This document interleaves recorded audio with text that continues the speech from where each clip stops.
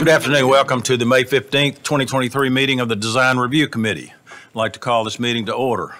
The DRC is a subcommittee of historic zoning. The meeting is informal and designed to guide applicants through the process of obtaining a certificate of appropriateness or COA for projects within the city's historic districts in light of the Historic District Design Guidelines. Applicant participation in DRC meetings is voluntary but highly recommended. Changes made or suggestions taken by the applicant based on discussions with the DRC are the applicant's choice, but the DRC makes no representation as to whether any changes or suggestions made during the meeting will be approved by the voting body, which is the Historic Zoning Commission. There's 6 items on the afternoon agenda. When the item is called, please introduce yourself and generally describe your item in about 3 to 5 minutes. All right, we've been published that the St. Paul's item is the last on the agenda. They've requested that it be moved to the first, and I will entertain a motion that the committee approve that, if you would. So moved, Mr. Chair. Second. Second, okay. All in favor, please say aye. Aye. So we are ready. Comment on the St. Paul's Episcopal Church Historic Resource additions and alterations at 510 West Main Street. James Sloan, applicant.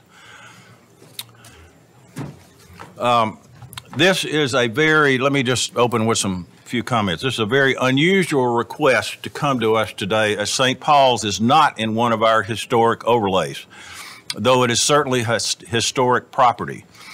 The Historic Zoning Commission has heard comments about the plans in 2 separate voting meetings when citizens are free to comment on items not on the agenda. Ultimately, the Historic Zoning Commission will not review the plans for approval or disapproval. So comments by anyone today, if you choose to make them, should be limited to potential adverse impacts on historic properties nearby. So having said that, welcome. And you want to go first or want them to? Emily, you going to? I'll let Emily go first, because everything I was going to open with, you just said, Mr. Chair. I'm glad we don't ever talk, which we don't. But okay, I'll turn it over to Emily. Yes. Emily Huffer. So the St. Paul Episcopal Church is located between 2 local historic districts, the Downtown Franklin District and the Hinchieville District. The church site itself is not located in a local historic district, so historic zoning review and approval is not required for additions or alterations to the site. The applicant has submitted a request for the Design Review Committee to comment on the proposal if they would like to do so. The guidelines provide guidance that supports the preservation of historic resources and ensures compatible design when considering exterior alterations. The guidelines inform the design review process by outlining contextual considerations and parameters for alterations to the built environment that will be sensitive to the community's heritage and not result in the material impairment to a historic resource or district. The guidelines address best case preservation theory and practices. This feedback at DRC is always informal and non-binding, but it should be clear that this is commentary only and that the applicant is not bound by any comments provided nor bound by the design guidelines, as the property is not in the HPO. Staff would like to thank the applicant for their long-standing good stewardship of this important historic building and site in downtown Franklin, as well as being willing to highlight the plans for optional feedback as they consider changes to it. The church was founded in 1827 at the Hiram Masonic Lodge. The historic church was constructed circa 1834 and served as a hospital during the Battle of Franklin. The sanctuary boasts a collection of stained glass windows created by Louis Comfort Timpany and that were donated by members of prominent parishioners. St. Paul's is the oldest Episcopal church and congregation in Tennessee and the oldest Episcopal church building in continual use west of the Appalachian Mountains. The church is also known as the Mother Church of the Diocese of Tennessee. St. Paul's was added to the National Register of Historic Places in 1972. From a staff perspective, we would offer a few guidelines for consideration. The application is a softer approach to creating additional space by focusing on creating more space by adding a second floor to the wing and preserving the historic courtyards instead of expanding outward. This proposed plan takes also takes also into consideration the preservation of a large majestic pecan tree on the property. By examining the Sanborn maps, the earliest the wing is seen within the maps is 1903. An addition connecting the existing wing to Odie Hall was constructed after 1950 by the Sanborn maps. Additionally, the covered walkway facing Fair Street and 6th Avenue North will become enclosed. In reviewing the plan for any adverse impacts, the addition's placement, the addition's massing, scale, and proportions are subordinate to the sanctuary and Founders Hall, all of which would meet the guidelines. The addition to the wing uses an inset facing West Main Street, which would align with the guidelines. The suggestion staff has would be to consider using a window proportion and light pattern of 8 lights on the upper story addition because that light pattern already exists historically on the building. Additionally, there should be careful consideration in choosing a brick that will match what is existing on the historic buildings, as it should complement the building, and sometimes matching historic brick can be challenging. Thank you for the opportunity to comment. Okay, would the applicant please introduce yourself and make whatever comments? Hi, everyone. My name is Rusty McCown. I'm the rector at St. Paul's. I'm just going to go ditto. I mean, it was very well done. I have been here almost 6 years, and when I came here, when I was called to St. Paul's, there were a couple things that were quickly made known to me. Number one is we want to stay downtown. We love our church, and even though we're growing, we want to stay where we are. But we also have some facility issues that you're going to have to address. And so over the last 6 years, almost 6 years now, we've had these conversations about the best way what we can do to best serve a growing community, at the same time preserve the historical aspect of the church. And so the way to do that, we feel like, is to address the administrative and it's really classroom and offices, because we have grown in that capacity. That particular building, without doing much to the footprint of the church and not touching any of the historical aspect of the church, simply taking the buildings that have been there since the 60s and 70s, renovating them, increasing their size a bit to better serve our parishioners, and at the same time, once again, keeping the historical aspect intact of the church. So, Mike, when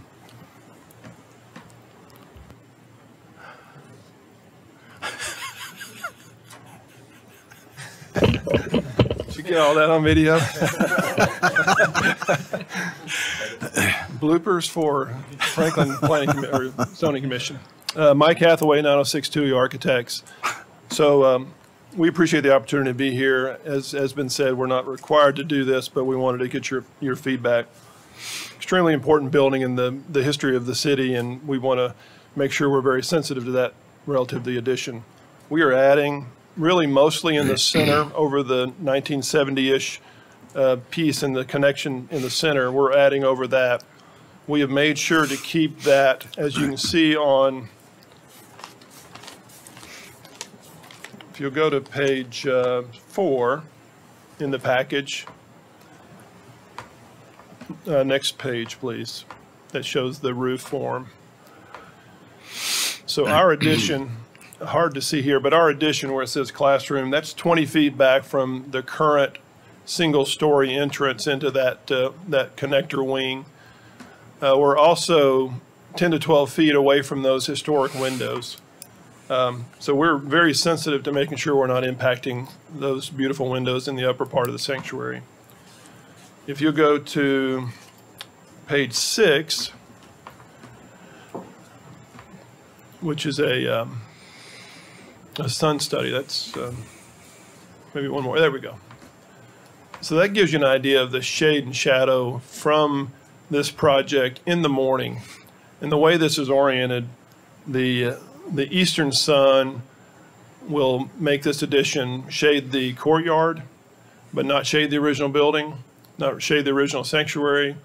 And then as the sun rotates south toward the west, then that reverses to where it shades back toward the clothing store that's adjacent to it. So in no way are we affecting the light input to those windows that are above, and that was very critical to us as we were in the process of designing the building.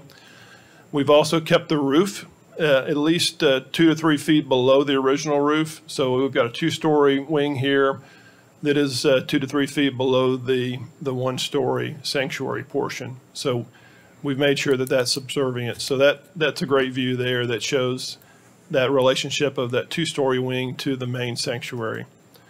So all those elements were very critical to us as we're designing this. We've gotten great feedback from the community and have made some tweaks along the way as we've done this design work. Definitely want to be sensitive on the brick selection. It is going to be hard to find exactly the same brick color, but if you'll go back to the elevation sheet, sorry to make you move around so much, but in that center portion on the top elevation, you can see we've created an element that, number one, gives us a chance to transition that scale at the courtyard from a single story to a 2-story, so it's not such an impactful elevation. It also gives us an opportunity to have a color change in brick, so it's an obvious place where the brick, if it's slightly different, we can make that transition in color. Critical to us to make sure we're preserving their opportunity to stay downtown. It's too many churches have had to leave because of growth, and we want to make sure we keep them downtown. So part of doing this addition is to maintain everything on the original footprint, and nobody wants to, because I live on a fair, and I think others, they're worried about how fast we drive down that to make sure that they're safe as they cross. So as much as we can keep the operations on this site versus being on the other site, it'll be a much more safe environment for the church. So we look forward to your thoughts. We truly do want to hear from you, and hope you've seen that we've been respectful and tried to do the best we can to preserve what is awesome about this project. Okay. Who wants to start? I'm happy to say. Okay, Lisa. Thank you. So, Ms. Huffer, I know you went through your observations and your recommendations. How would you say that your recommendations align with what we're seeing here? Or do not align? Well, Do you know what I mean? I believe that this rendering does align with the guidelines. I mean, it's a quieter approach by building up than moving out. And I mean, it meets it's not as tall as the sanctuary, you know, it's a smaller height. And I mean, I believe it follows the guidelines. And in your opinion, does it impact the historic district in terms of the neighboring properties in any negative way?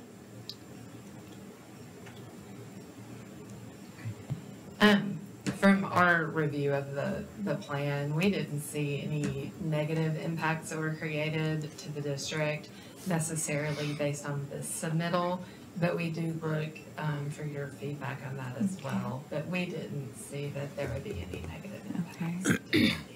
All right. Is that it? Yes, thanks. Kathy?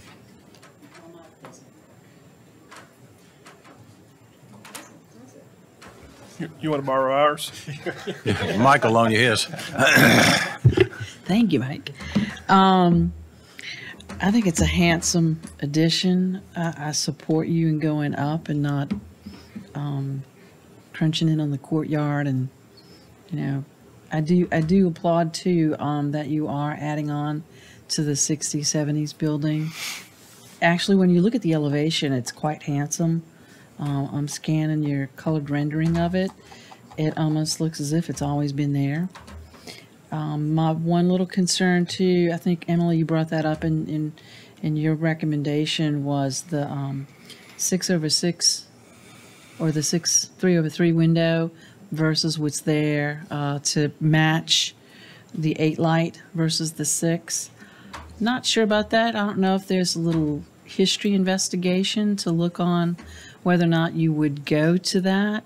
I don't mind what you have because I think it scales it down for the upper level of that building, and it doesn't compete with the sanctuary's window style. So I tend to like what you have in the rendering. One other thing that caught my eye too was on elevation, the 6th Avenue elevation, where you're making a statement of the 2-story entry with the similar stained glass looking. Is that another window on the 2nd level? Emily, that's sheet 5. That's what I'm looking at. Yeah, we were just creating something that connected to the original building that gives some inference to the original sanctuary, but it's just a window. It is, okay, does it have Yeah. lights in it as well? Lights such as like stained glass or mullions. anything. Yeah. Is it clear glass or is Right it? now, it's just clear glass, but Okay. you can sure add mullions if you guys feel like that's an I would be important way to careful break that how up. you fenestrate that, because it could come off looking contemporary, which would kind of throw everything in a tailspin, in my opinion. Right. That one element, it does seem a little heavy in weight and scale. So to me, I think that might want to minimize down so that it does not compete with some of the other entryways like that. So Sure. No, good feedback. it's not a huge amount of scale, but again, trying to make that portion not compete with your main sanctuary. Yeah, no, I get that. Thank you. Susan? I want to piggyback onto that. So, Kathy, were you talking about the projecting pavilion? Is that what you feel like should be minimized? On that elevation right there, the 6th Avenue, where they're adding the 2nd level. Right. Yeah. Yeah, okay. So, and it could be, but honestly, I think that when you do an addition like this, you're not necessarily trying to, you're trying to connect it to the original, but I don't necessarily think you have to downplay it. So I'm okay with where it is. And I think that the rendering that you show at the very end, I think shows it. And the thing I think that really helps is that the height, you kept a 2-story within the height of the, lower than the original. And so I think that works. And then I have a note here, the tree, and isn't the tree very important in terms of it's a historic tree as I understand it. So the way that you've laid this out works with that. So I think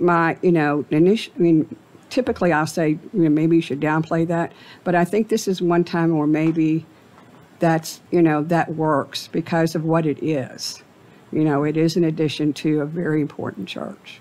So, thank you. Josh? I don't have any comments at this time. Brian? The only comment I would make, so had a friend who attends St. Paul's, and they sent me early on some renditions, and when he and I were sitting and looking at it, it looked as though the 2-story addition actually joined the sanctuary at the time, and I think that's been brought away from those windows and that, and if I'm seeing this correctly, and I have to applaud. It's much improved, and I agree with all the other comments I've heard here tonight. Thank you. Tyler?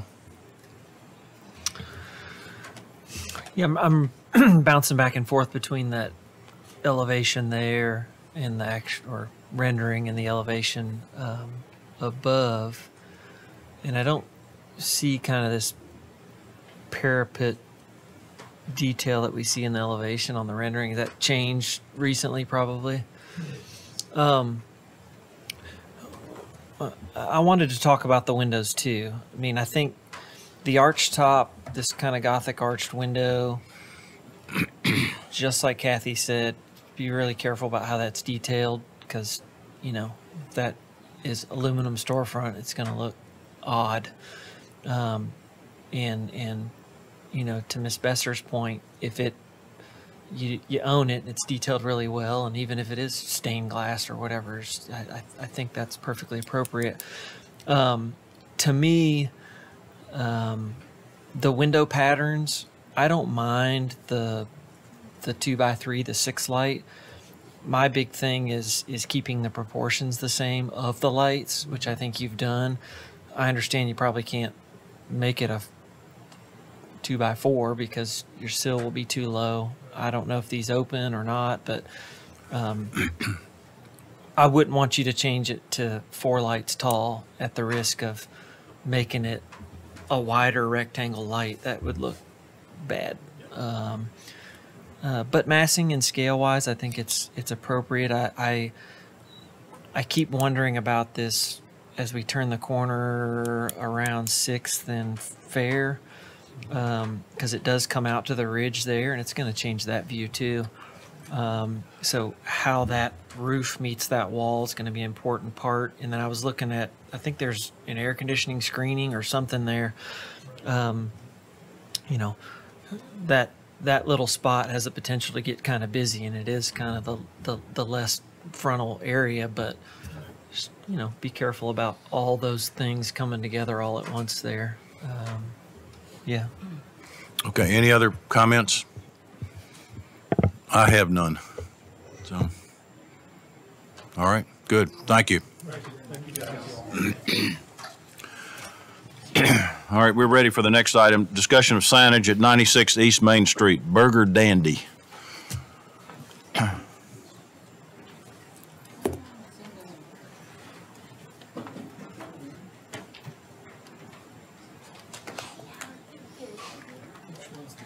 Are you? Just speak loudly. Mr. Chair, I'm going to step out for this one. Okay, thank you.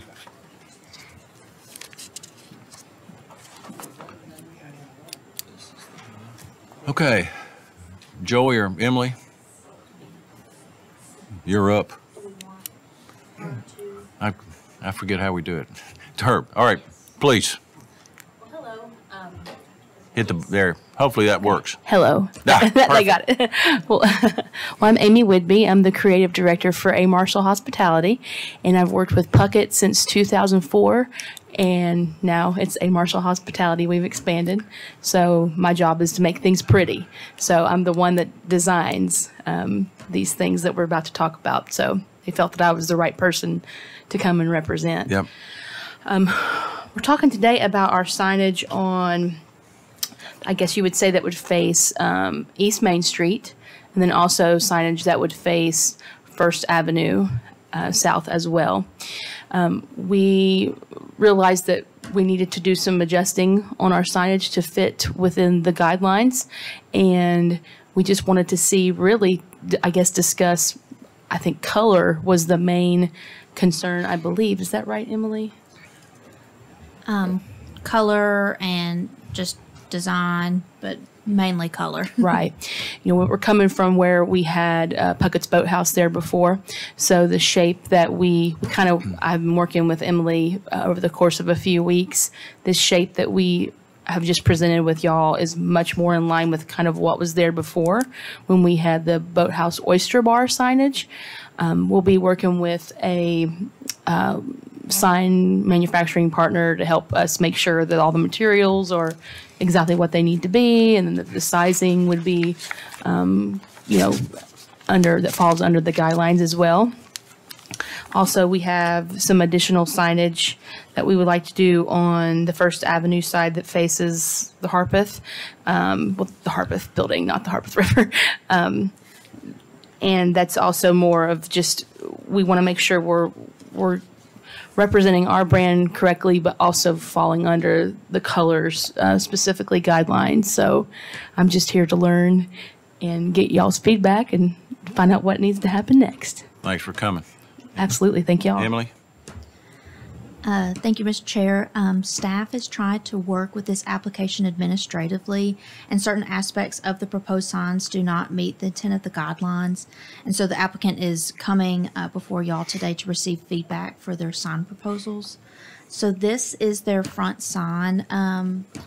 I guess we can say option 1 with the darker background. The darker background is what the guidelines recommend, to have a darker background color with lighter lettering.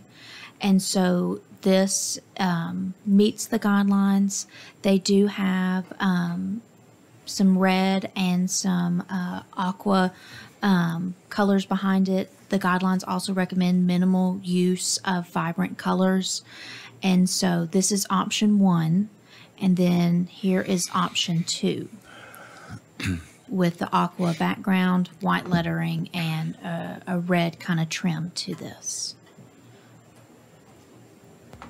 And I would say that our logo is similar to this. It is this shape, but typically we would have a white background with those 2 colors. There's only 3 colors. So when we realized that things had changed, honestly, since we did Puckett's Boathouse or even Americana Tap House, we wanted to try to bring in a darker color to fit under those guidelines. So we felt like the black option might be the better option to fit within y'all's guidelines and just have that accent of our brand colors. But we just wanted to provide 2 just to kind of give a couple options to show. And currently on the screen, this is what Burger Dandy has on the building. So, but Amy's here today to receive y'all's feedback to see which colorway option you all would support. And then she would go before you all for the Historic Zoning Commission to receive a formal vote. Do you want to talk about the other side too? We can, yeah. Go ahead and do that, and then we can comment.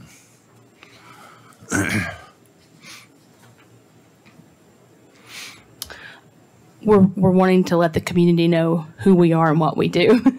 So that other side really shows burgers, fries, and shakes. Our inspiration is a time when 50s, 60s, when families hung around the table together. We've got kids loving to be off of their tablets. They come in and use our tablets, which are Etch-a-Sketches. They play games. They spend time with their family. So we really wanted to show the community, who we are. So that's why we have the burgers, fries, and shakes up on the side. And we would make sure that would be within the right guidelines as far as size. I know there's 90% guidelines, and I believe that definitely would fall within that, but we would make sure we would have, we would present some final drawings from our sign company we work with to make sure that falls within those guidelines. And I just gave the multiple options for color. Color was my number 1 thing, because I was just trying to make sure, again, that we represented us, that we fall within the guidelines as well. Okay. Emily, do you have any? Yes. So this request is unique in the fact that the sign is proposed to consist of magnets on the canopy of the building, just so that the fact that the sign, by using magnets, will not put holes in this facade. And this approach hasn't been used before, but the guidelines do support attaching signs to the building carefully to prevent damage to the historic fabric. And so we believe that this approach is appropriate as long as the signage does not slide or move around over time. And any changes to the approved lettering or signage would have to receive a new COA. The guidelines also recommend that signs are to have a darker background color. The outline of the letters is not considered the background of sign lettering. The wall color is the background when the letters are used to make up the sign. Thank you. Okay. Who wants to go first? Tyler looks like he's ready to go first. Got voluntold. Well, I think the smaller signs on the canopy is where I'll start. It seems a little more straightforward to me. And I want to preface all my statements by saying we understand the need for marketing and setting yourself apart, but we also have this kind of set of rules. So finding some middle ground is sometimes difficult. Personally, I feel like just the simple white against the blue background is the easiest way to do it. I think if, you know, size-wise, I don't know what the square footage is of all this and how that adds up, but I know that plays into the guidelines. But it seems simple. It's a dark background with white letters. I think that meets the intent of the guidelines from what I've read. Yeah, that right there. The other ones seem to just be more colors or busier or bring into question what's light and dark and does it even meet. Whereas the white one seems like I can make a pretty good case to anybody that that sort of meets the guidelines. The other signage, kind of the store name, I think the dark background meets the intent of the guidelines better. I don't know what I think about the outlines. It's like, you know, if they just totally went away and you just had the simple shape, you know, with another white border or something. I don't know. I don't think either one of these necessarily meet the intent of the guidelines as written, but I think the darker background is closer to it. If there's a way to use the darker background with the white lettering, or even use that blue, that's that body color on the building, as the back of the behind the burger, and then do a white outline around that so it has the insinuation of a frame, I think that would, you know, does it scream, oh, we've set ourselves apart? Not as much as this, but it might be a middle ground that we'd feel more comfortable. But those are my comments. Yeah. Okay. Susan? I'll go next. So I'm going to tag on to Tyler's comments about the sign that faces the Burger King sign. And I think the black in this case, even though it meets more the intent of the guideline, is probably too stark relative to the building. And I like Tyler's idea of taking the background, the blue background, and using that, and I think that works better, you know, in terms of maybe keeping with the guidelines and being a little quieter, maybe. So, and then on the other signage, on the side, I think the white letters on the road are the best. Just so I understand, because I'll be asked when I leave, you all mean to not use our brand colors, but to use the blue of the building instead in the black background area? That's correct. Yeah. Okay. Brian? So these are your brand colors. Yes. And Yes. if I remember, could you bring up the sign that's currently existing, Emily?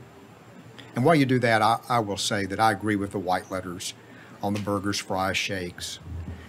I can't say that I have that I think strongly about any of except probably having the light blue. I would tend to agree more with the other commissioners about a darker background, whether that's the black or a dark blue. But having your colors of your branding as an outline, I think is appropriate. Fits the intent of the guidelines, as long as you have the white letters and a dark background. But you like the dark blue, right? Do you go along with a dark blue on there? I'm You're flexible on that. I am flexible. Yes. Okay. I am agnostic. Woo. All right, with that, Kathy.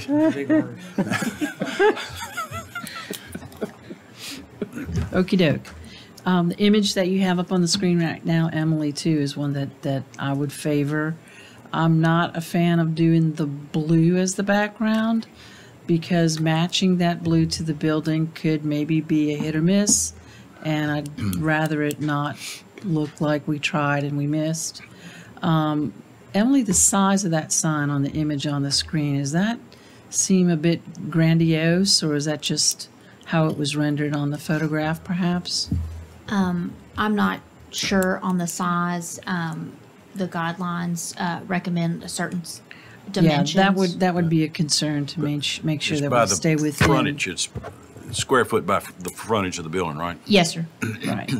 And then can we go to the image where we've got burgers, fries, shakes, burgers? We would definitely make sure we fell within those guidelines for the sizing, for sure. It just looks a little grand on that image. Yeah, I agree with everyone about the white, but I'm going to throw something in question here is not have that on that element of the building. No burger, shakes, fries, because you've got a bunch of cute little pictures of burger, shakes, fries, hot dogs stenciled in on your windows. Are you doing any signage on the windows? Those are coming down. Those will not be there. That No will not be signage there. on the windows, no images.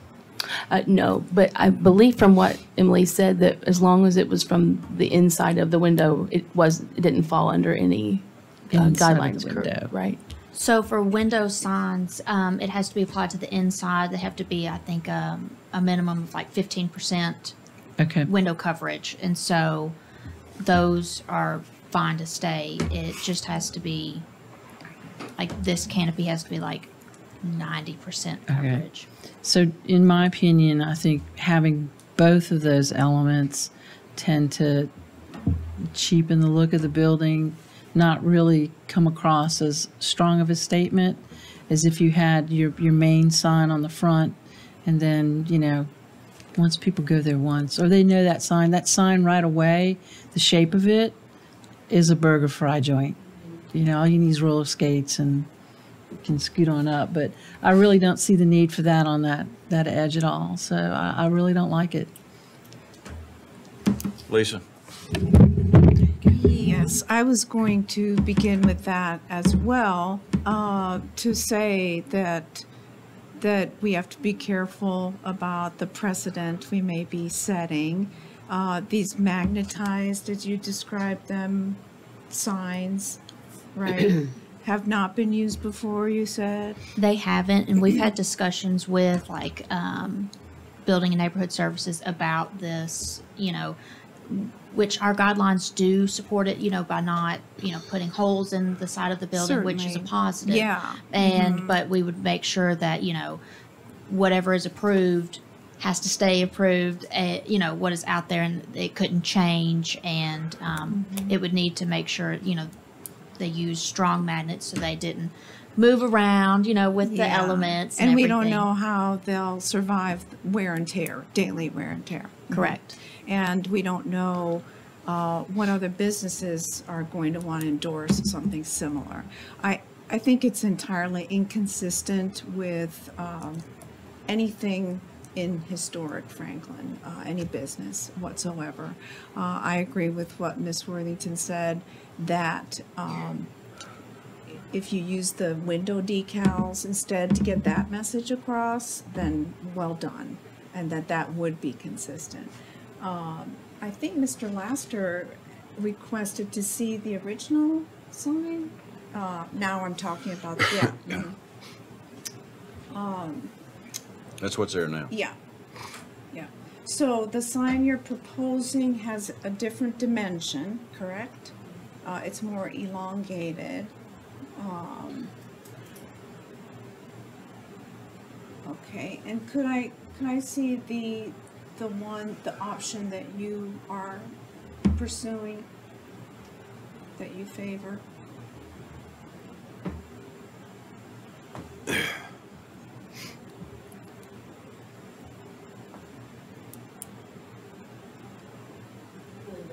Yeah. The one with the darker background, yeah. I think one of the commissioners mentioned the difficulty of matching that blue background.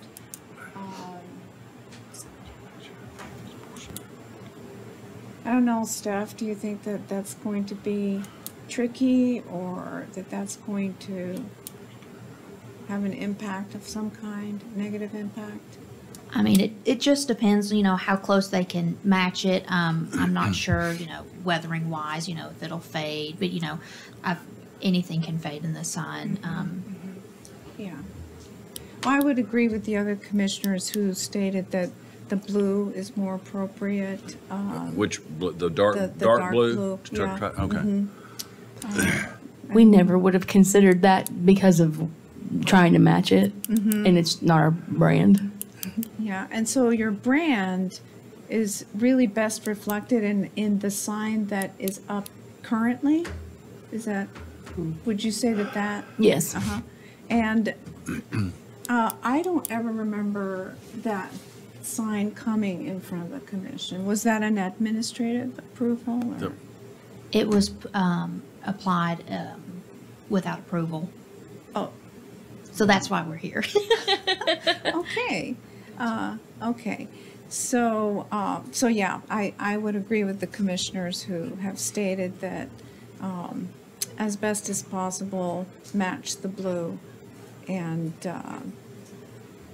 those are my comments. Okay, my comments on the First Avenue side, I agree with Kathy and with Lisa, put it on the glass. I don't think this adds anything to have it on that, the other. I think I like the version, the stretched out version, more than what's up there now, because I think that covers up a lot of former holes in the and I think that's porcelain enamel on that, which was pretty standard for service stations when that was originally done. I believe you would come close to matching that color if you do a dark blue background, and I would try that. And I don't mind the lighter color and the red along the border, as subdued as that appears to be. This is a different location than what's across the street, because we spent a good deal of time with that, trying to make those signs, or at least the one we reviewed, simple.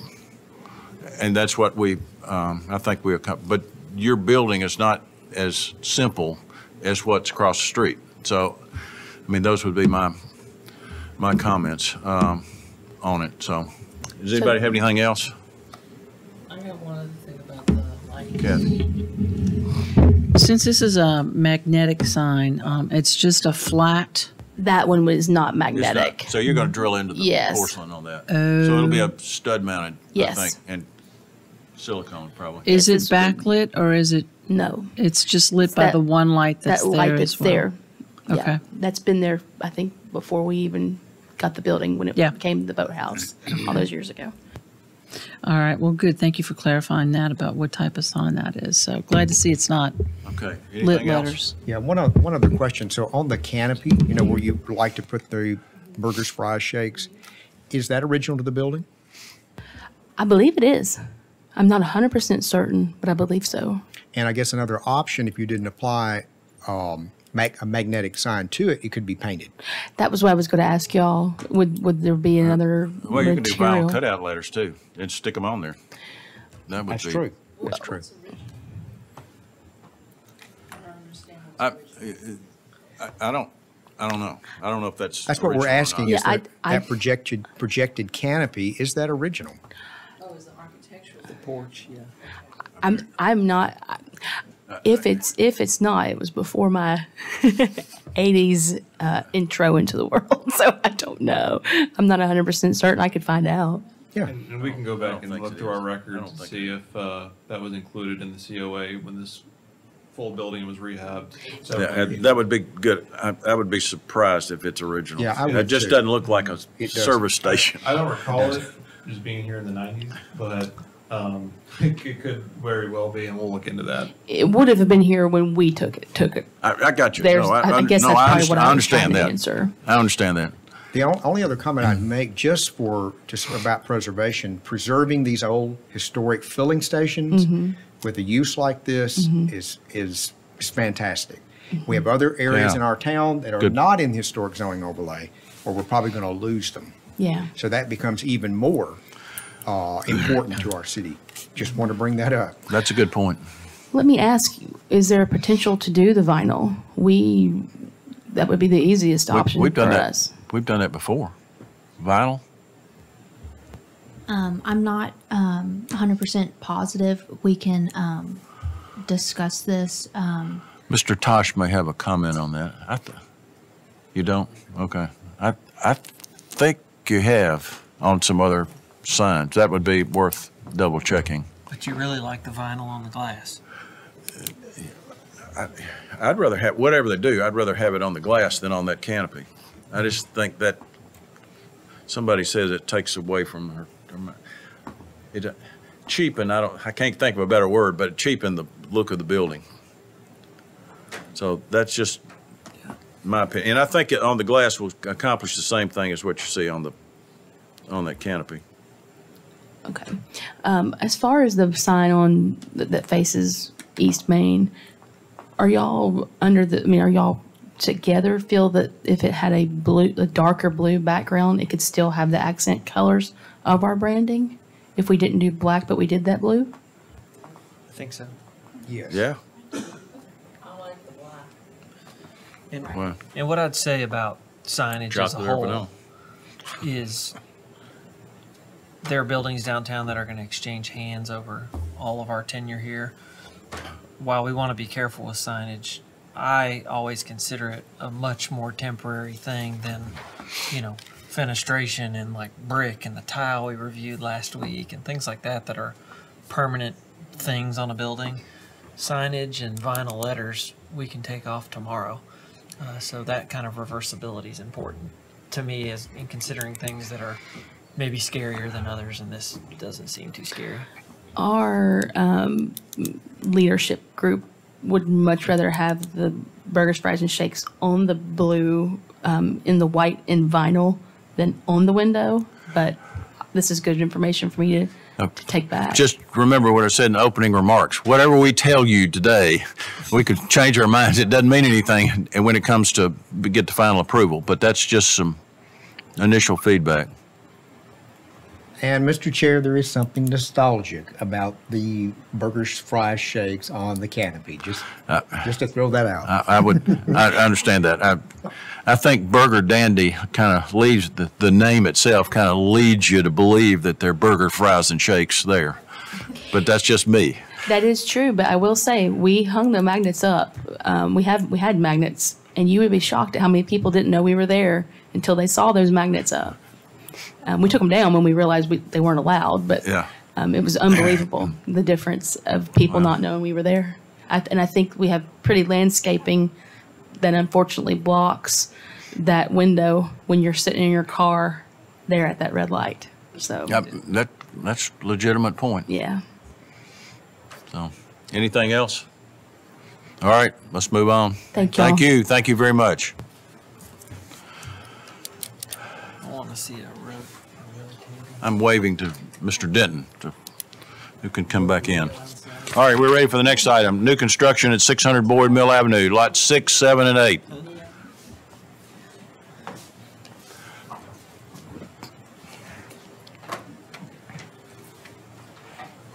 Got a good microphone this time? Okay, good. Okay.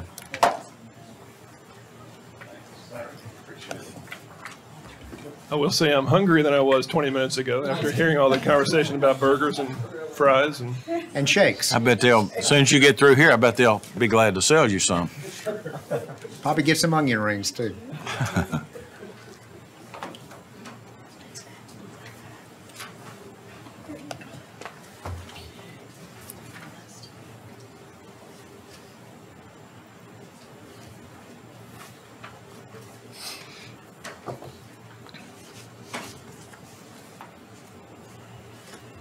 Okay. Mike, are you going to? Yeah, please. All right, thank you, guys. Mike Hathaway, 906 Studio Architects. Appreciate the time. We have been here before with lots 2 through 5. We come tonight with lots 6, 8, and 9. I know the agenda says 6, 7, and 8, but we had submitted 6, 8, and 9 because we had a last-minute change on 7 we needed to work through. So we're coming with those 3 homes. It's the next down the street. We always appreciate your feedback. Super excited about this site and what we're trying to create there. These are the homes that are closest to Magnolia Hall, so we're very sensitive about the architecture of those and what we're creating. As a general rule, we have kept the The house is at 11-foot ceilings on the ground floor and 9 on the second floor, trying to reduce the height as much as we can. Magnolia Hall has a very minimal foundation height, so there may be a point where we would love some assistance in that, even though the city's requirements are 18 inches minimum. Maybe there's some consideration there for us to bring the height down. I'll go quickly through the 3 lots. So lot 6, as you can see in the images, we're pursuing an arts and crafts shingle style. And you can see the precedent images that we provided and how that then relates to the home elevation that we've proposed for this lot. We'll be using, in this case, real stone and cedar shingles. The price point is such here that we want to make sure we're using real materials and authentic architecture and detail.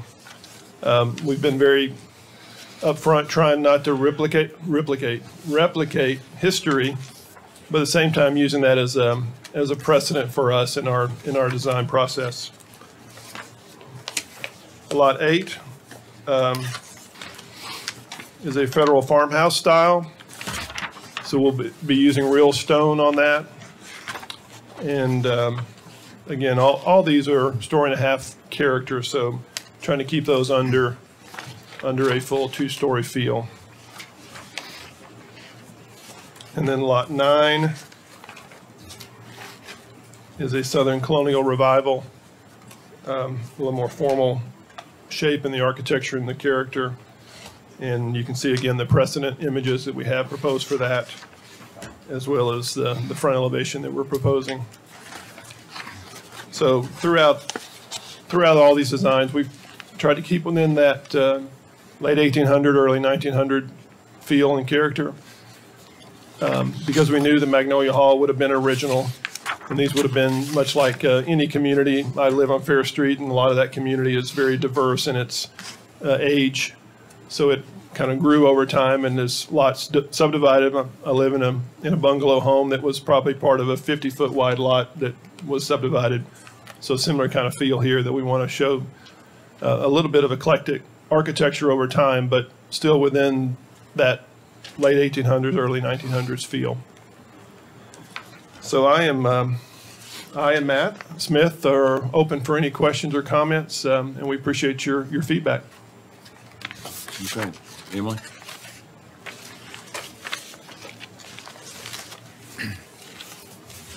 So the development plan for Magnolia Hall was approved on December 14th, 2021, prior to the adoption of the 2022 Historic District Guidelines. And moving forward, staff will be reviewing the proposal under the previous guidelines in effect due to vesting. And the guidelines recommend designing new construction to be compatible with the massing, height, proportion, scale, size, and architectural features of adjacent buildings. New construction should complement rather than detract from the character of the historic district.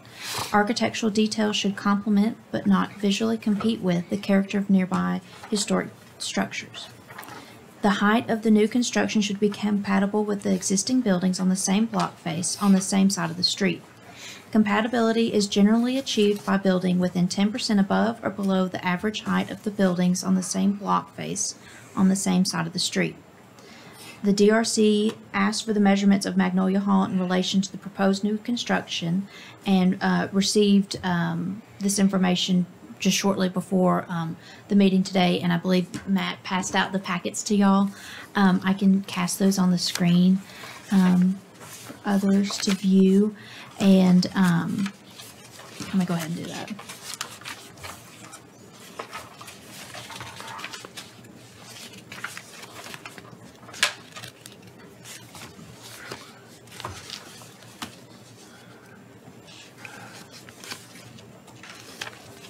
So here are lot 6, lot 8, and lot 9 heights compared to Magnolia Hall. So lot 6 is 34 feet 10 inches. Lot 8 is 31 feet. Lot 9 is 33 feet 9 inches, and Magnolia Hall is 42 feet 6 inches at the top of the cupola, and at the top of the second story it is 32 feet. So flipping back, new chimneys should be compatible in size, height, and massing to the existing chimneys on the neighboring houses. Chimneys should be made of stone, brick, or brick veneer. The Lot 9 chimney appears to be more elaborate than what is seen on Magnolia Hall. I'll go to Lot 6. The use of cedar shake is not typical of the Boyd Mill Avenue district per the 2020 zoning ordinance. Also, dormers should be set back a minimum of 1 foot from the exterior wall of a front or side elevation. And we have that noted for Lot 6 and Lot 8. In Lot 8, the transoms above the windows should be removed from all the proposed houses, as they are not typical to residential homes in the historic district, and it will help reduce the intricacy and simplifies the window patterns. And then on Lot 9, the columns and railings or spindles should be simplified, as the guidelines state that porches should be designed with depths of at least 6 feet and simple columns and balusters. Use square or round columns with a minimum of 8 inches and a maximum of 12 inches in diameter. Do not use ornate milled columns, variations of Greek orders, or craftsman style columns on porches. Thank you. Okay. Who wants to go first? How about Josh? I'll go first. Since I got to be in the hallway for a little bit. I think it's helpful to see the height, but it's not really what we asked for, as I recall. I think we really want, or at least I want to see the grade, because to say Lot 6 is almost 35 feet tall, not counting the chimney, and then you look at the main portion of Magnolia Hall, it's already almost 4 feet above that, other than the cupola. So I think what I heard last time is if we could see the elevations in context with the grade, that all of a sudden may not seem really tall to me. But in isolation, that seems really tall compared to Magnolia Hall. But if Magnolia Hall sits up grade-wise, maybe it'll feel fine. I know we've asked for that multiple times, so that's my biggest comment is, aside from staff's, I'm not an architect, so I'll step back on some of the other, but what Ms. Huffer said makes sense to me. But that, to me, is the biggest thing I really feel like is being said over and over again and is not coming through when we're seeing it. I think that would help. Yeah. Okay. Susan? So I would agree with Ms. Huffer's comments on Lot number 6, the shingle style. I actually drove around before the meeting, and there's a shingle style second story at 5th and Church. I probably don't have the right street, but at any rate, that's not something you see in that neighborhood. And then lot number 8, in the federal farmhouse, I think again, it needs to be simplified.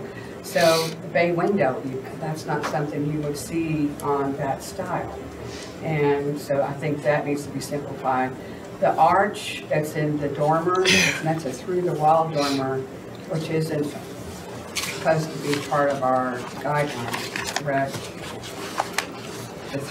The dormer coming at that place. Correct. So the dormer needs to be set back, but that arch in the dormer needs to be simplified. And then on lot number 9, it's simply competing with the house, and in my estimation, it needs to be simplified, and a lot, the detail just needs to be toned down. So, thank you. Kathy?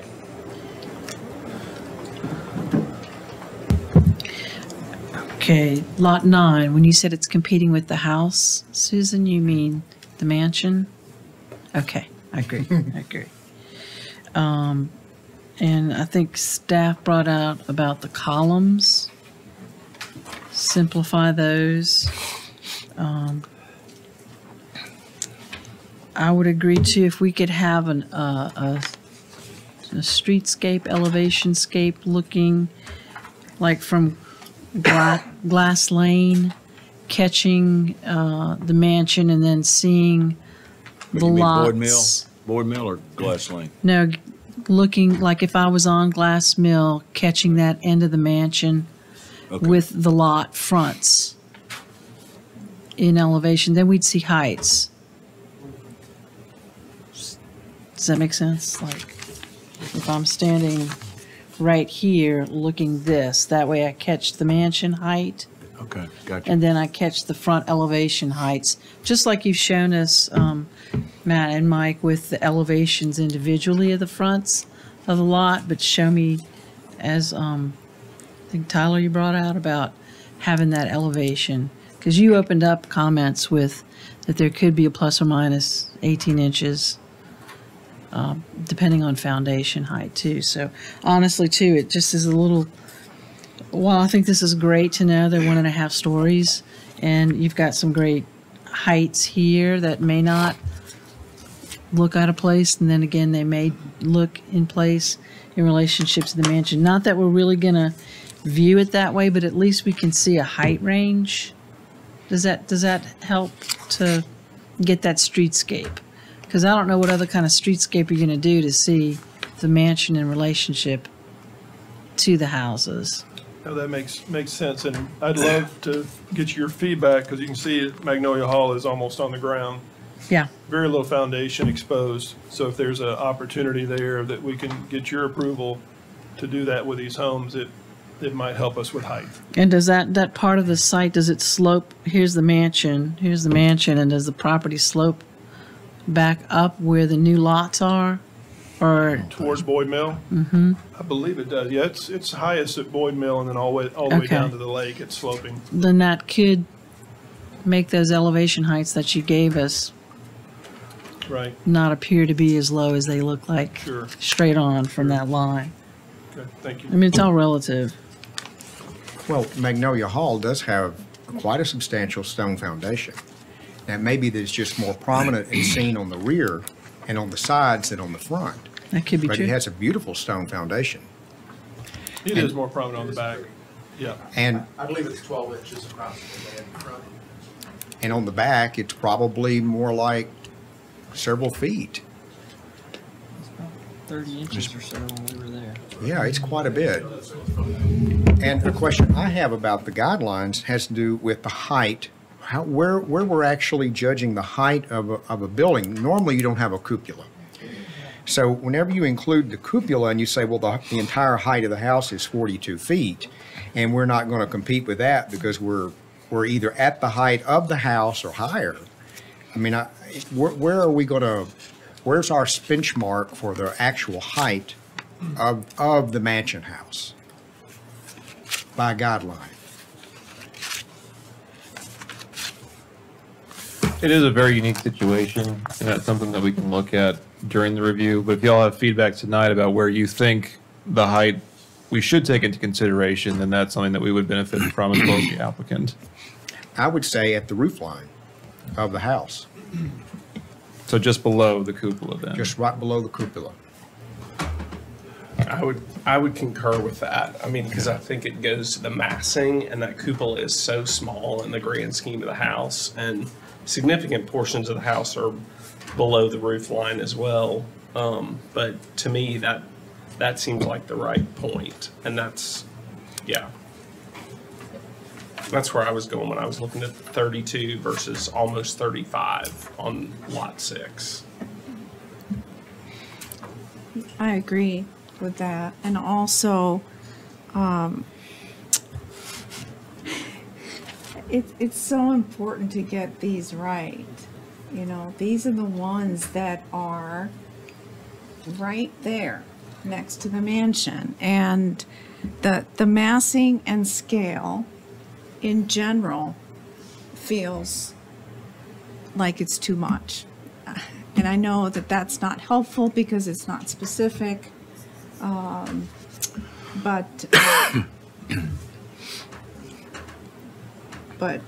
it seems to me that it robs from the mansion I'm hoping significantly. if we could share some three-dimensional views, maybe that would help, because there's a lot of this mass that looks big as roofs that are going away from you. And it would look different in 3 dimensions. So maybe that's something we'll bring back to to the historic zone. Yeah, that would be helpful. I'm looking at I guess you'd call it the first exhibit. Just even if you look generally at those 3 masses in the footprint as compared to the mansion, just that in and of itself seems much more significantly massive than the Magnolia Hall.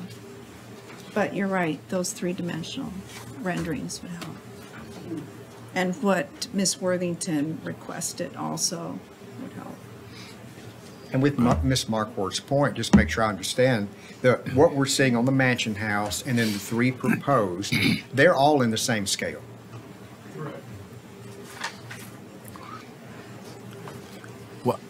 What's the square footage of the house in relation to the lot size, generally, on these? Because it's filling up the lot. And I would share that. I think Lisa was onto that too. But that, when I look at this site plan, that's what I see. Are you referring to the landscape surface areas? Each lot has a certain amount of square footage to it, and the structure has a certain amount of square footage on it, and I think the 2 are pretty close. Just looking at the site plan. Sure. Let me address that, because we had conversations with staff as we're reviewing the guidelines and the guidelines that we were under when we did this original site approval. We're as we understand it, we're not obligated to the 35% because it's a PD district.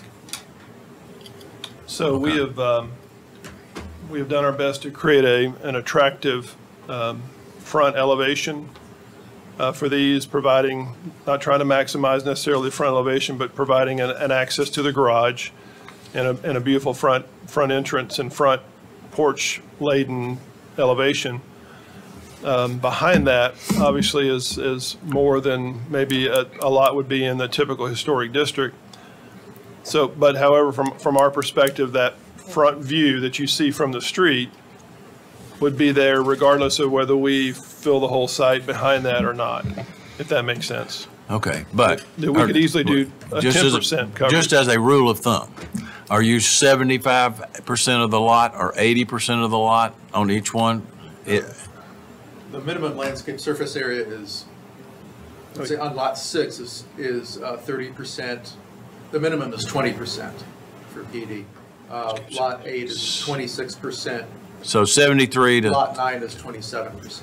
Okay, roughly 73% is structure on the lot. That's what I'm hearing, right? I don't think that's well, and driveway, that is landscape surface area, so okay, that counts all hard surfaces. That includes the courtyards, the pools, the hardscape, the driveway. So the building is less than that. We're probably closer. The last time we had looked at it, we were closer to the 40%. Really? For the buildings. Okay. I guess I would this is just another thing that I think will help us.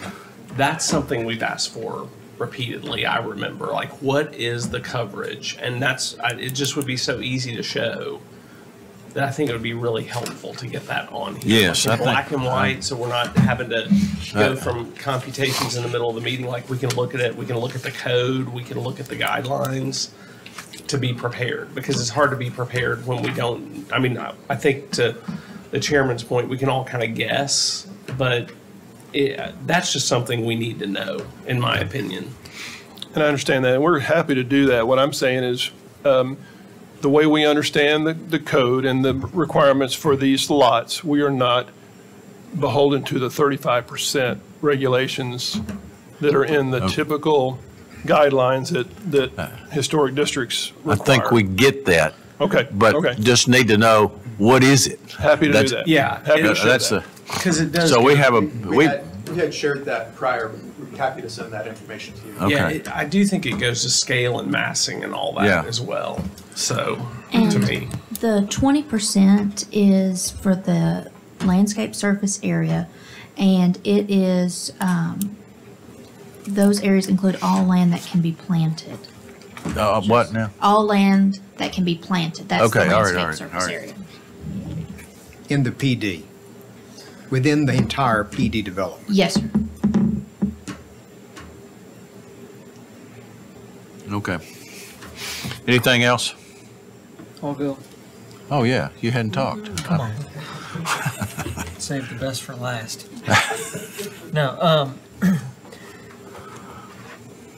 I agree with some other folks on the board here that these are really big. When I look at that, if I just drew like a silhouette around the elevations, they're all almost as big or bigger than what all of Franklin considers a mansion. You know what I mean? It's like, are we building 8 more mansions? And, you know, I think they're beautiful. I think, like Lot 6, for instance, I think the roof lines, everything's beautiful about it. But then if I took that silhouette of the mansion and set it on top of there, this covers almost the whole mansion. I'm thinking, whoa, I mean, I've been there to this mansion, and it is every bit a mansion. And so, just from a scale perspective, they're just big. I think lots 8 and 9, you start talking about these eaves that look like they're 16, 18, 20 feet tall. I don't know how big these are, the eaves, but there's edges to these things, and we're seeing them in a 2D elevation, but in real life, like you said, a 3D model, we're going to start seeing these corners that get exposed, and you go, well, all of a sudden I know it's only a story and a half because they're probably using something like 12-foot ceilings, and then there's a little knee wall, but from somebody walking down the sidewalk, it's like, that's a 2-story wall in any other universe. So I think scale-wise, they're just big, but you know, I understand there's pressures that, you know, this thing has to make money, and there's, like you said, there's a price point here, there's an expectation there. And I don't discount that, but at the same time, we're not here to, you know, cast judgment on how much money y'all are going to make. We're here to protect kind of the neighborhood, and especially this very special house. And I don't know at this scale, and even the other houses we've seen, that the scale of those is appropriate held up to the mansion, because in my mind it's like 8 more mansions in terms of mass and silhouette and just proportion of everything. If I didn't see all that, it's like if I could use the scale button and just say, you know, times 0.80, I got 80%, it'd still look like the same house, but if I put it next to this, I'd go, that feels so much better. Because I think they're beautifully proportioned within itself, but in comparison, there's just a lot there. You know, we could get into all the detailing on transoms and columns and which ones are getting brackets and what size the brackets are and what are they made of, but I think there's kind of bigger scale issues with it, and we'll get to all those things, but it's a lot for me to feel like I would say, yeah, go for it. Anybody else have any other comments on this? Thank you. Do you mind if I ask some quick questions? Well, I guess so. Just real quick. So in terms of the mass, I get your point, and it's well taken. One of the things that we've seen, and we can address this 3-dimensionally, is it's hard to purport or indicate the mass of a roof where the gables are here and the roof's going back away from you, versus Magnolia Hall is what is it, 512, 412 slope of roof, so it's very little roof, mainly big masses of brick, and that's probably why, from a visual perspective, when you're out there, it feels bigger than you might think it is. It's hard for us, when we did the CAD drawings, it's hard to purport. I don't know what the word I'm trying to get, but it's hard to communicate the scale of that because it does look smaller, but it's a massive building when you're out there, beautifully massive. So understand that if there's a way that we can communicate that we've tried to break that down by the roofs not being one long roof across the whole facade, then we'll try to do that as we present it back to you guys for a full vote. But I get your point, and I appreciate that. Okay, good. Matt? Yes, I had a couple of questions as well. On lot 9, my interpretation of the right form was a gable rather than a dormer. Or I'm sorry, on lot 8.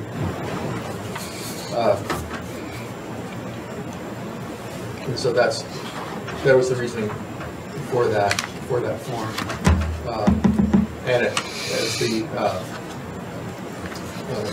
reference images show, there's precedent for that style. Yeah, that's a great point. Is where do we draw the line between it being a gable versus a dormer? Usually the eaves the line. Okay. That is the line usually. If the eave is popped up, then it's a dormer. Yeah, then it's a wall dormer, and if the eave's aligned, then it's part of the roof. It's a crossing gable. That's helpful. In general, this was redesigned in order to provide a quieter architecture, and it's in the material. I think gives it some consistency with the garage addition that's attached to the mansion or adjacent to the mansion. So there's a tie-in there, and you may notice one of the features of all the homes is a substantial porch, and because of the unique site characteristics and the lot sizes, for the most part, those are on the side of the home, and as in the case of this, towards the front. And all of the homes have a side-facing courtyard. I always feel that's very important to feature for these homes. The other question I had was lot 6. Prefer not to be shingle. My interpretation of this is a combination of craftsman and shingle. There's certainly a lot of overlap between those two styles. And I believe that one thing that might push this closer into the shingle category is simply the shingles. So take the shingles away, have a different expression of that cladding. In my opinion, it would bring it closer to craftsman, further away from shingle. I wanted to get your opinion on that. Anybody? All right, I'll address that. What I'm hearing is that we're looking for precedents in our historic districts, and the precedents that you showed us, especially for number 8, those are not in our historic district, and that's just the long and the short of it. And then the regarding the shingles with arts and crafts, again, that's not something we have in our historic district. And the one shingle house that I mentioned earlier is a 2-story house that was a federal, and then it was add another story, and then you have the shingles.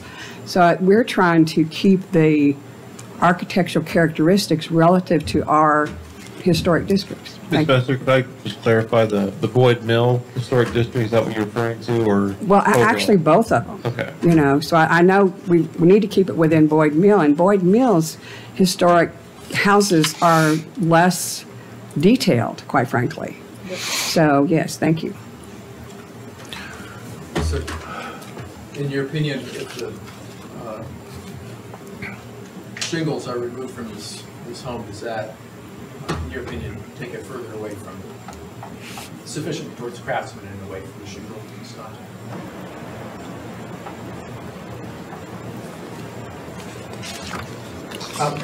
Yeah. Or anybody. It would definitely take it towards the arts and crafts style. And that is the style that is in Boyd Mill Historic District. Okay, anybody else? Thank y'all. Thank you, guys. Thank you, guys.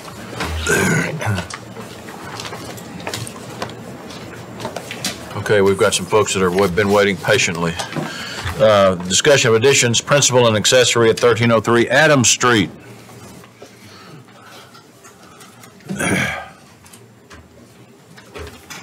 I know this street well.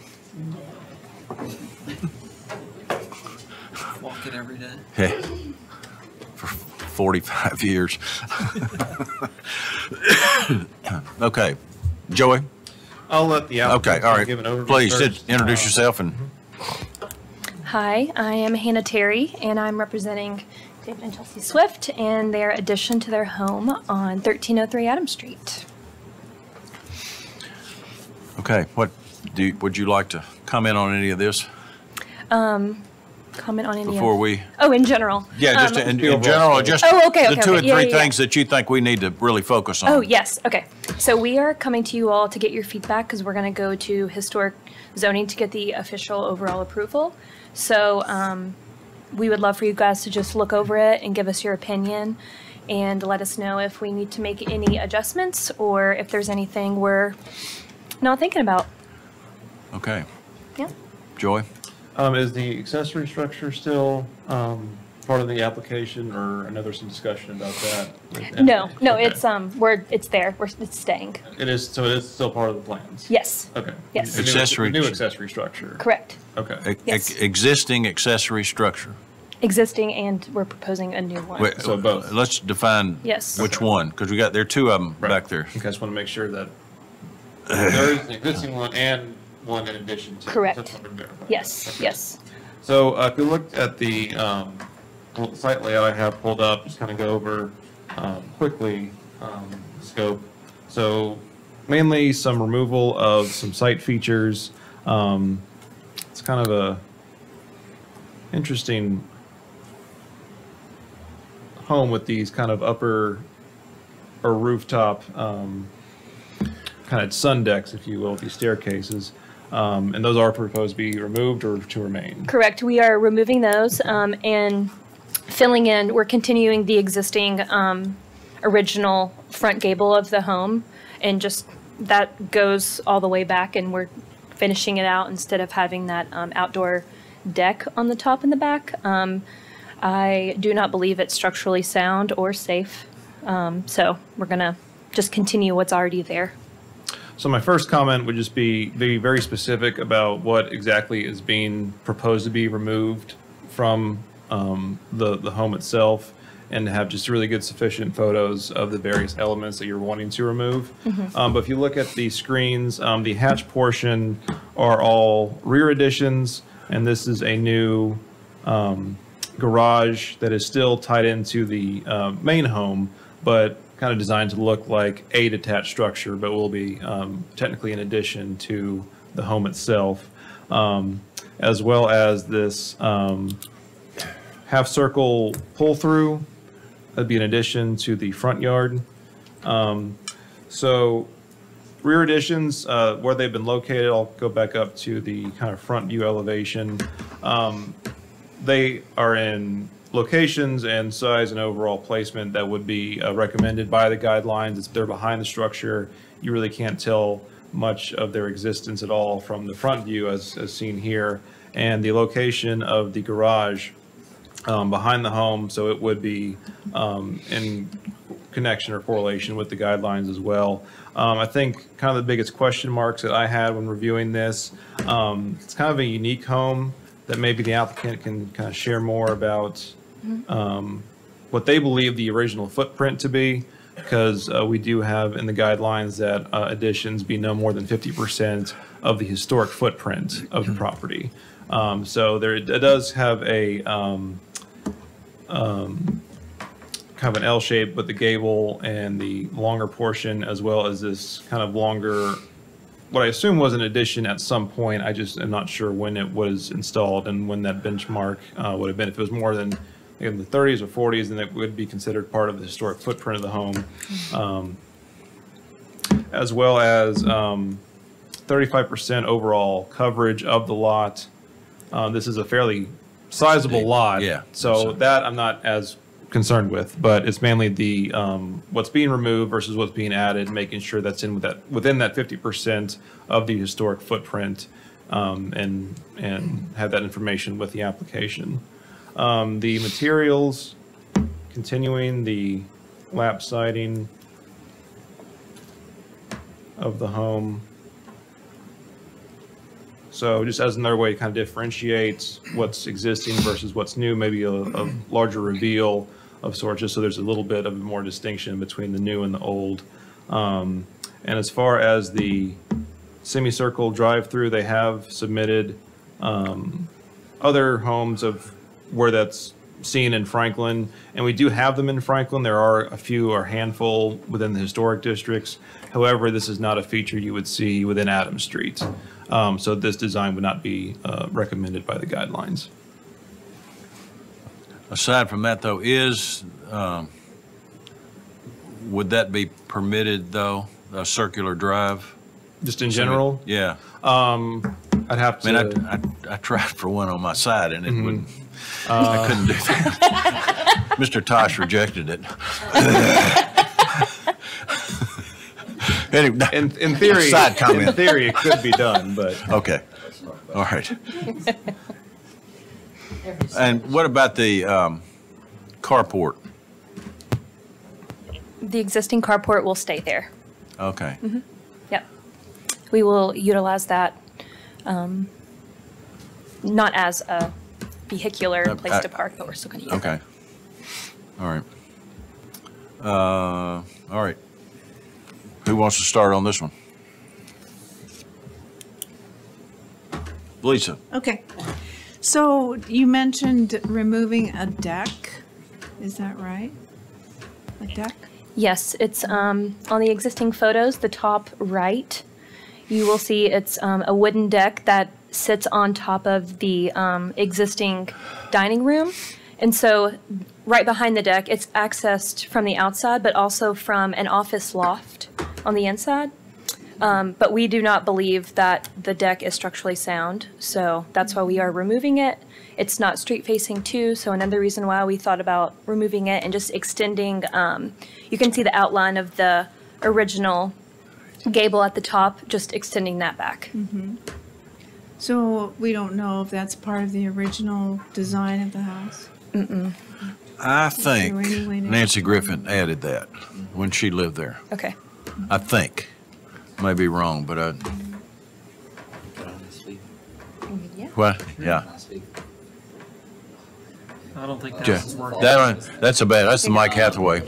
Yeah, Mike. if you are on Adams, you know Tate. He told me that all the additions were done by Nancy Griffith prior to his purchase. I in our thought that was historical. okay, and that would have been in the 90s, I believe. Yeah, he purchased in the 90s. So I'm trying to understand exactly what's actually going on, what's being asked, and what's there now. So when I actually look at, it's the concept image that shows proposed elevations. I'll find a Page 4. page 4, that's it.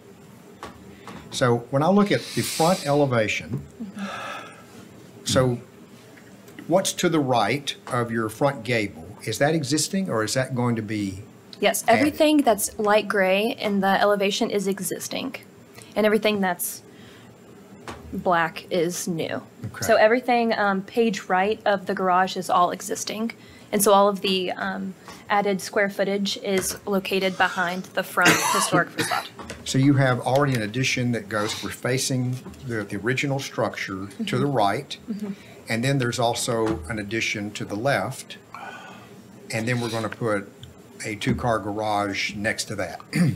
Correct, on the left. Yes. The garage is recessed. So if you look at this one, this is the that addition to the left that more than likely would not have been approved had the Historic Zoning Commission been around when it was done. But let's see, it's called out as the proposed garage is called out as 35 feet recessed from that front wall of the historic portion of the home.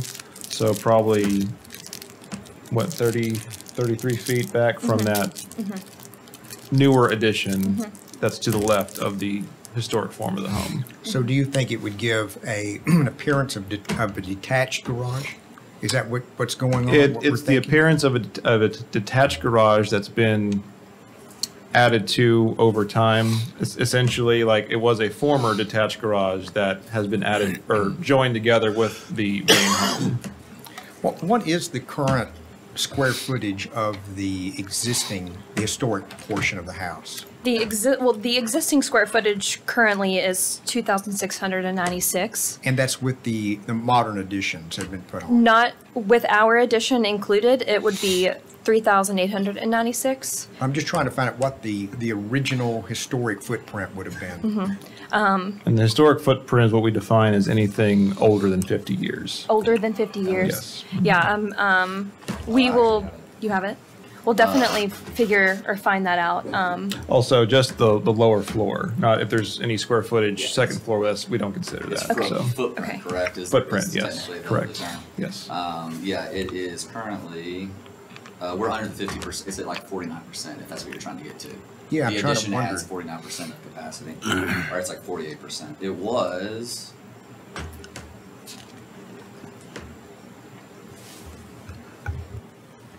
the footprint is, well, actually, this doesn't include that.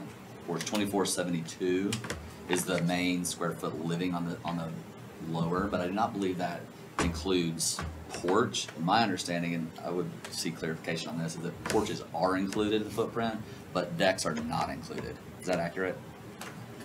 If the porch is covered, it's roof covered. So like any deck would not apply. Yeah, I guess yeah. But again, I So don't, that's what I meant. any additions that were added in the 80s or 90s would not be factored into that historic footprint. So. And I would say these are things you can work out with staff Yeah. before coming to the Historic Zoning Commission. Yeah. And it sounds like we would need to know those things.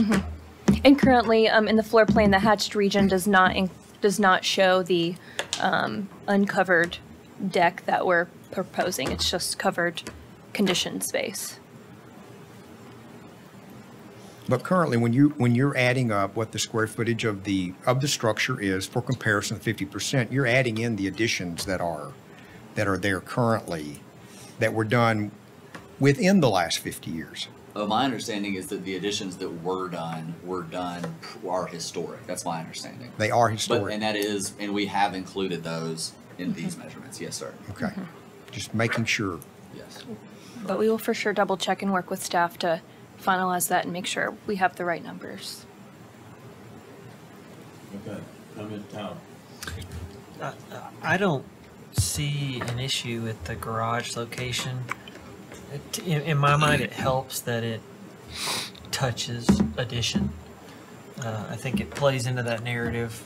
I don't necessarily adhere to the narrative that it was added onto and infilled between, but from a preservation standpoint, the idea that it's connected to a piece that is addition is helpful in protecting the old structure. That the Department of Interior standards talk about kind of that notch, creating this kind of notched reveal to make additions have some separation. And I think just by the nature of how it's laid out with the old addition, the new addition, and the garage, I think it does that pretty well. So I don't have a problem with anything you've shown here, barring some square footage issues. Yeah. Yeah. Kathy, Lisa, anybody have any comments?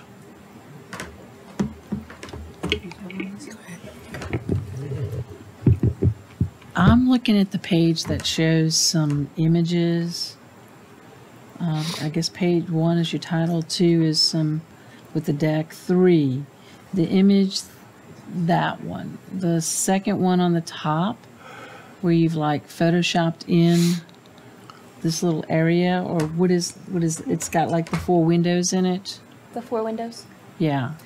This is just showing precedence of a color scheme, which we know is not necessarily part of historic, but that's Oh, these are like inspiration. correct. images. Yeah, Okay, concept imagery, sorry. and a lot of this kind of refers to the addition and then the back of the house. Okay. Okay.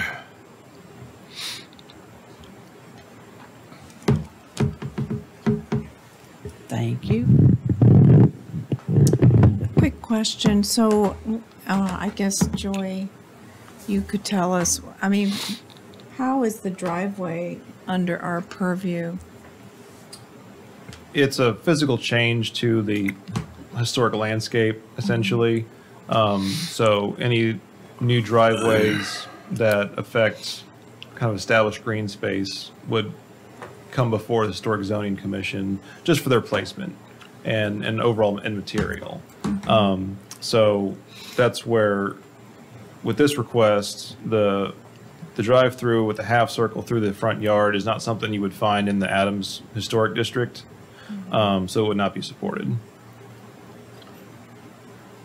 or at least recommended by the guidelines.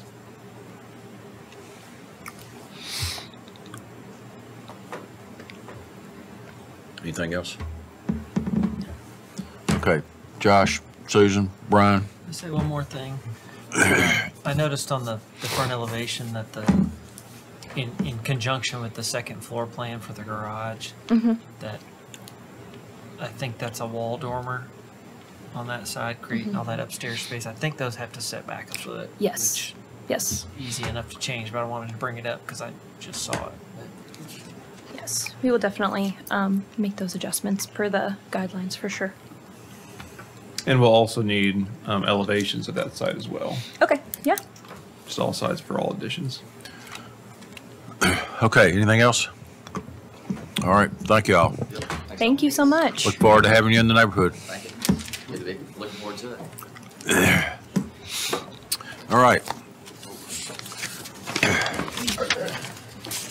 Discussion of alterations at 151 Franklin Road, Gates.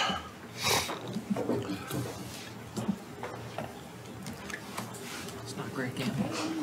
It's not Greg Gamble.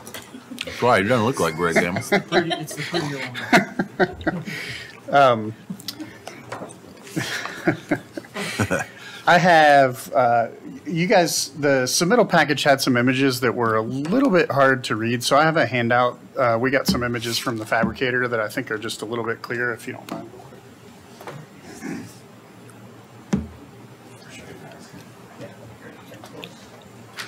Thank you.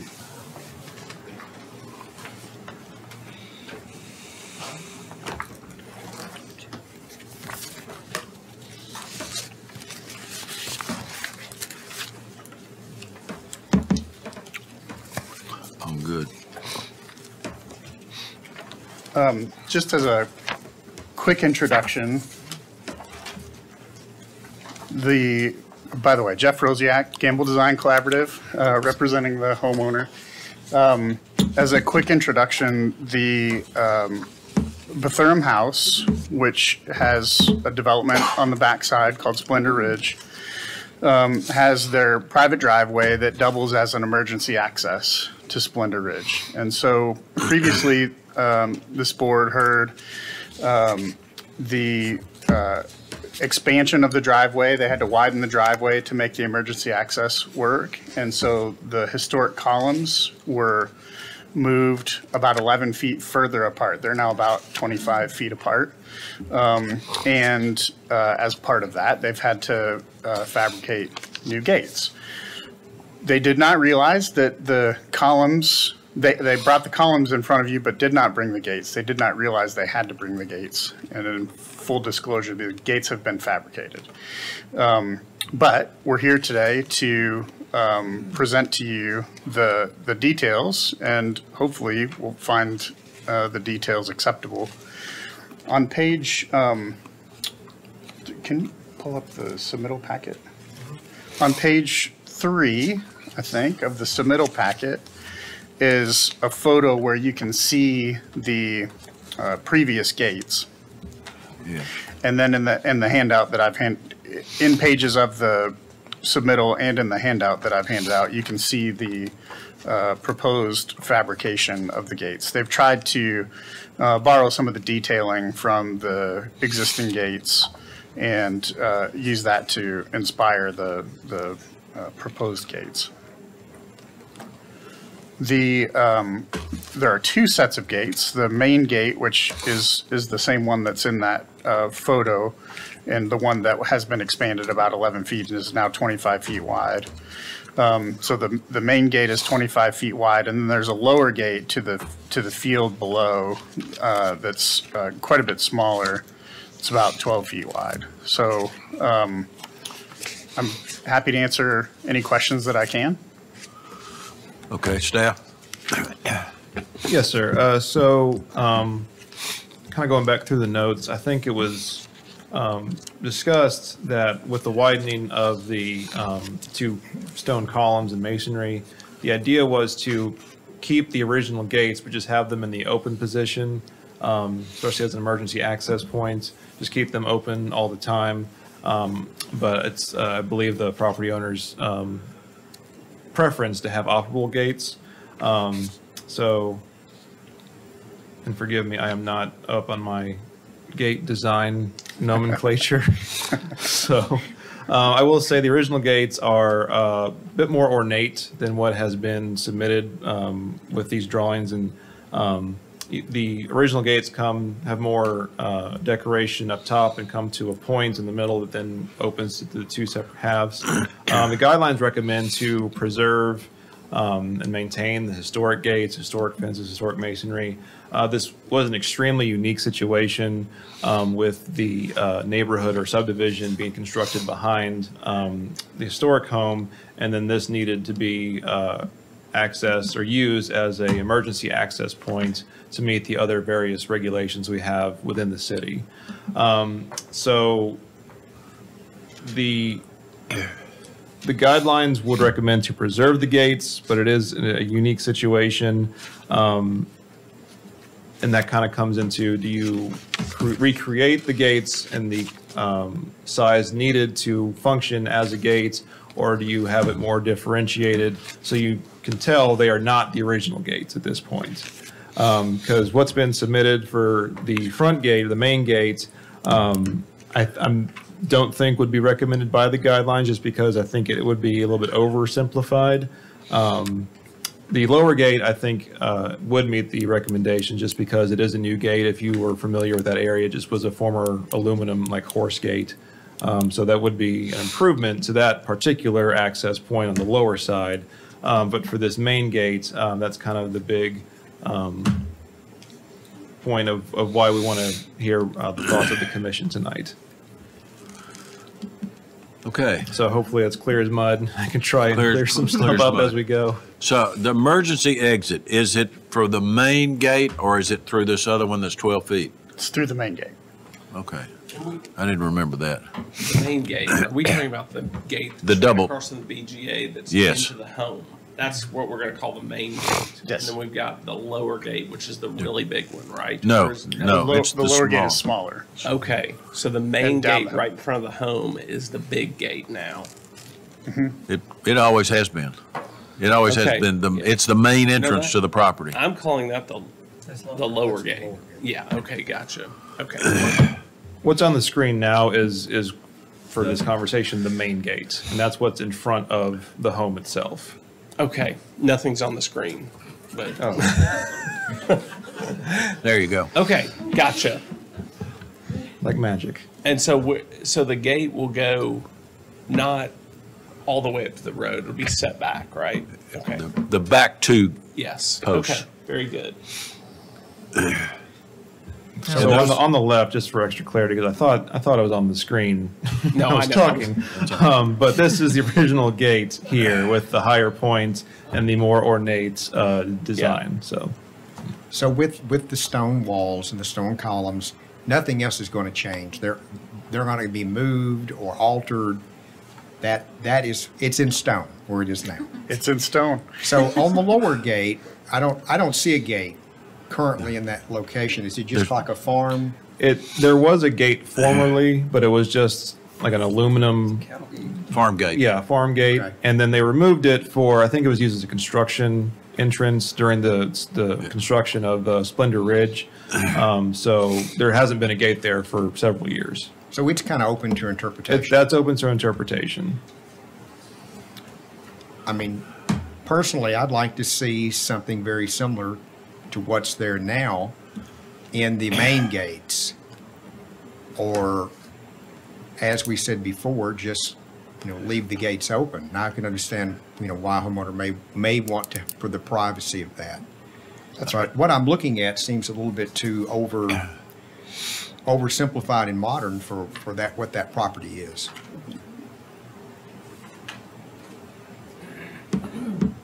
Since they're manufactured, Jeff, do you have actual photographs? Because I'm just wondering if it would read differently than these.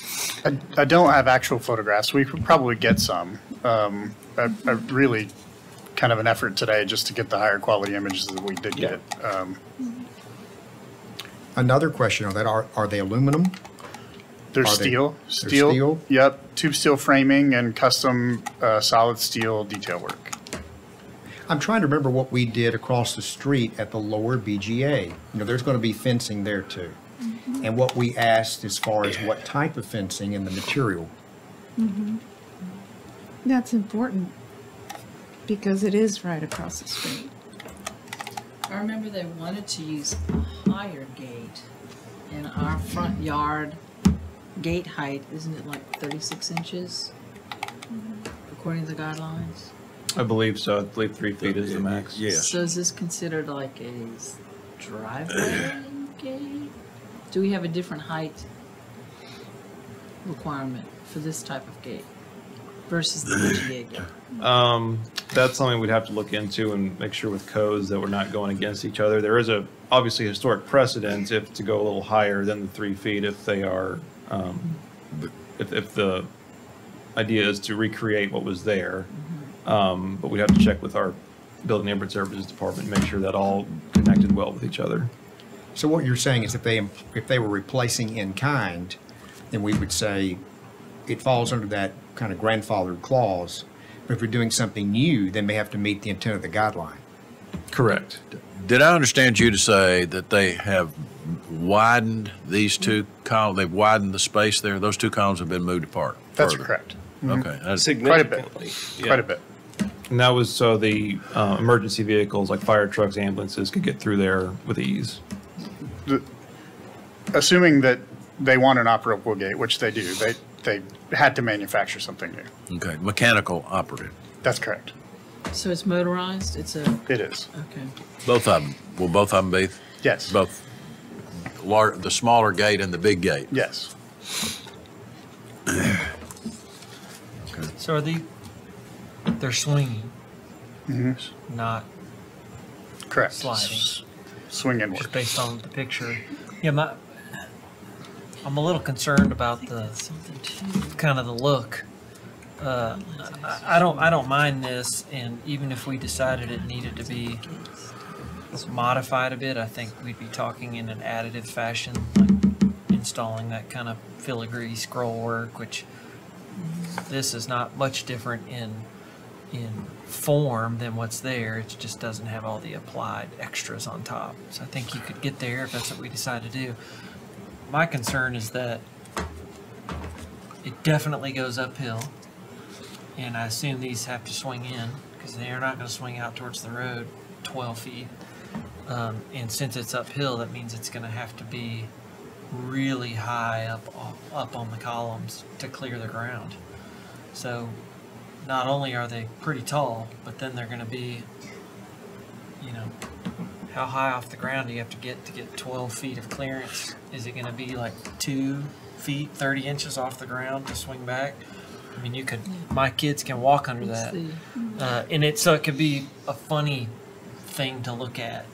The intent, you get what I'm saying? The intent is to hang them similarly to the way they were hung before.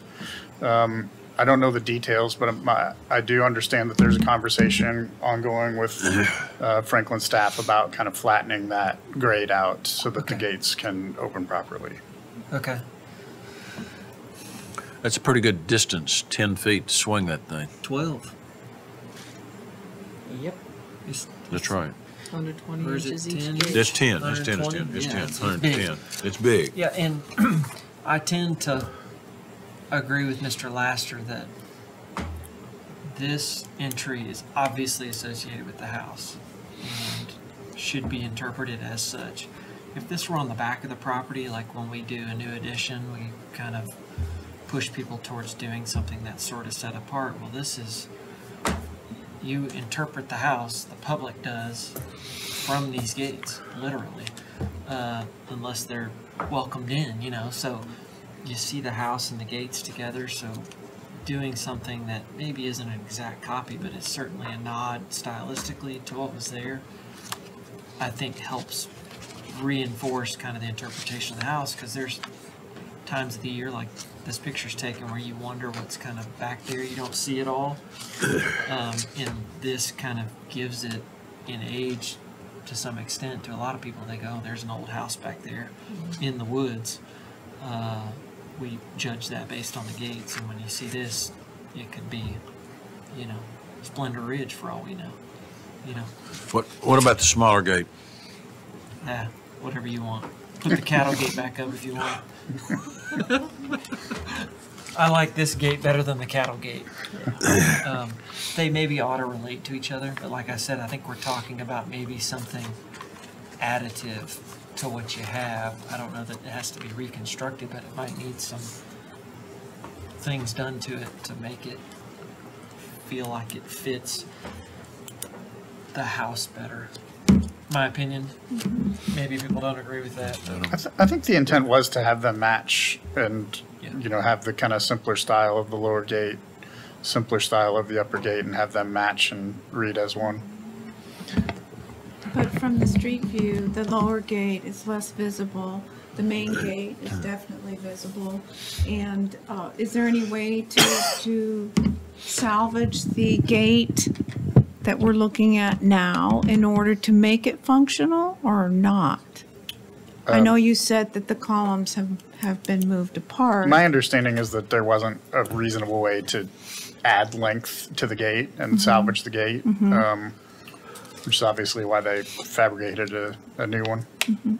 In the guidelines, in Chapter 7, page 127, we see a picture of the brownstone gates that are functional and that I think reflect more accurately what Tyler was saying about consistency with the old-fashioned, you know, beautiful mansion. I don't know if you can pull that up, Emily. The yeah, there. So I know that this is more like a door type gate, but there might be a way to expand the vision of what you've presented into something that's not quite so stark and, to me, contemporary looking in comparison to the mansion. Okay. Anybody? Yeah, a question that I would still have. So we're showing on the gates, even that are proposed, at 63 inches and 7/8 inch in height. So our current base zoning, what it gives, a 3-foot maximum? That's So for like a front. Picket fence. Yeah, like a, what do they call a prominent entry, like the main, up the main sidewalk to the house, like B&G had with that formal, I think that's the term for it, it's a prominent entry to it, and that's the 3-foot height. They wanted to go higher for security and their drive gates as well, But didn't that have to, so we had to vote on that they could go higher, but was that a zoning issue as well? I mean, the underlying zoning usually is what we base on unless the historic guidelines says different. Well, and BGA is a civic institutional use and zoned that way, and this is residential. So there are different regulations for those two properties, and we'd have to look into with the Build Neighborhood Services Department to make sure what they are proposing meets the codes in addition to the guidelines. And I just don't have that information for you tonight. Okay, thank you. That was that's what I wanted to know. I'll be. But that's all approved. That had been approved, all the BGA fencing. They just didn't have able to do it because of the road work. I believe so. Yeah. haven't been involved with that project, so I'll have to go back and check. Mr. Chair, I'll just be really quick. I do think seeing the actual, if you can get it, would help, because it reads much more contemporary and modern to me than those gates that are on my screen now. I've got it on my screen. And I'm sympathetic to the fact that they're manufactured, but that's part of the reason I want to see is, will they look different and maybe less modern and contemporary and like a more of a drastic change than what was there? Because they were beautiful gates and complemented the house very well. Oh, Kathy.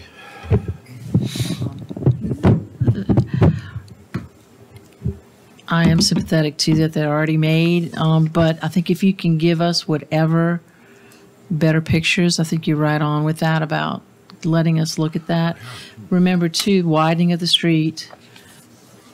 This is now a main feature as you come into Franklin and out of Franklin, and so I think we need to take a deeper look at all the things that you were talking about, Joey, with heights and all of that too. But if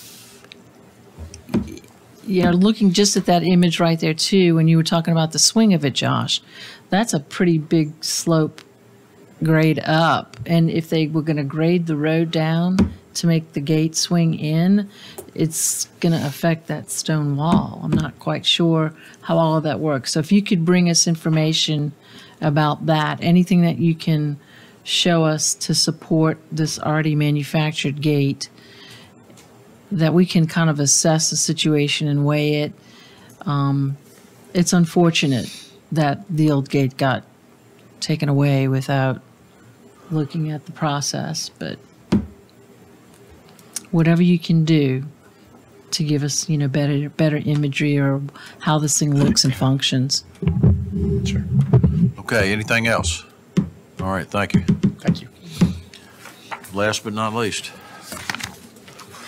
discussion of additions, principal accessory at 345 4th Avenue South. Kevin Coffey, applicant.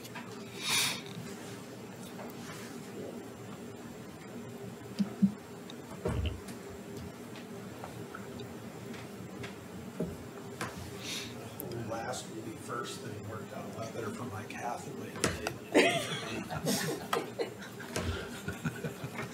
Like it, isn't it? Is it? Is that what it is? Nah. Well, I missed out on that, I guess. As long as they pray for us. We fix the prayers. People just don't. All right, you going to speak, Mr. Coffey, or is Ms. Rabner going to speak? I guess I will, to start out with.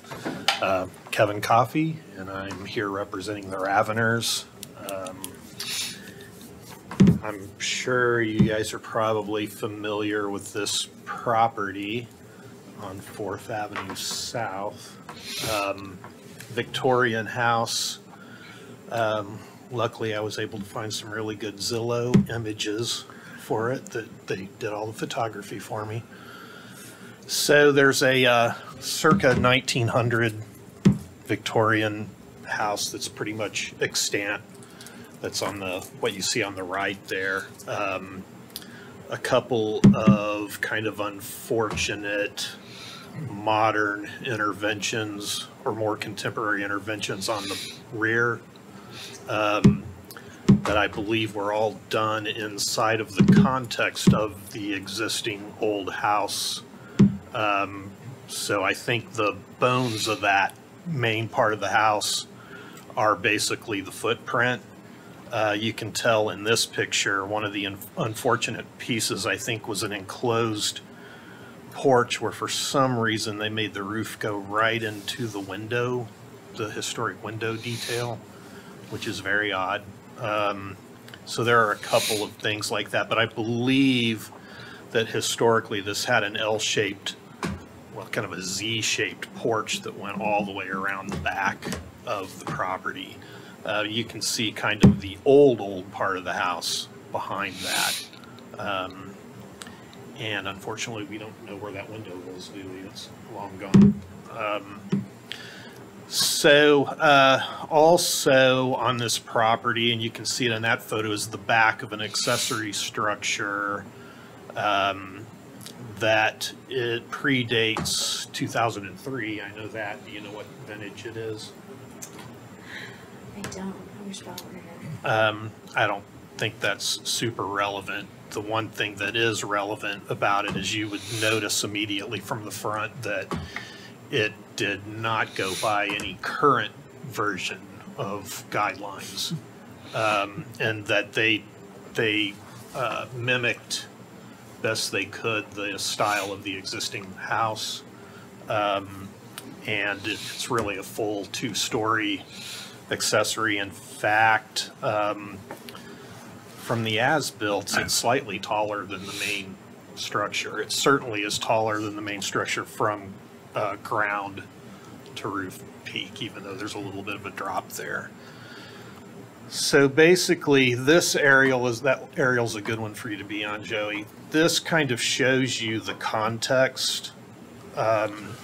So ours is the one right in the middle there, and you can kind of see how the houses on each side have kind of expanded over time to kind of fill in their properties. So we've got a large property, it's very deep, and so our strategy was really to string additions along one side toward the garage in very linear fashion. And then, as is typical with older houses, especially Victorians, is there is just about zero relationship between the existing house and the rear yard, because all of the public spaces were put to the front and the front porch. So one thing we want to establish is at least a room or two that can push back and look at and take advantage of the rear yard. So that has a lot to do with the strategy that we used for the addition. So there are two pieces to this. As you know, I can't ever bring something in with it being totally straightforward. So there are two pieces to it. On the main house, there's an addition that, by my calculations and by the survey calculations, is basically a 49% addition. So the main heated addition there with the family room and then a primary suite behind it, and a couple other ancillary functions, is that 49% number. We also are proposing potentially a screen porch that forms a courtyard behind the existing house, and also a place to get out there where you can enjoy the courtyard and the bulk of the backyard, the back right quadrant of the yard. So here's the rub with that. If that is a covered screen porch, that pushes our coverage number up to 60-something%. If we do more of a pergola type of structure back there, obviously that changes the perception of that number. Our feeling is, because of neighboring properties and the size of this property, we feel like that the 60% is really not overdoing it on this particular property, even though it pushes past the guideline number. But of course, I will leave that up to you guys on that front. So we would love to have the covered porch, screen porch, as part of the additions.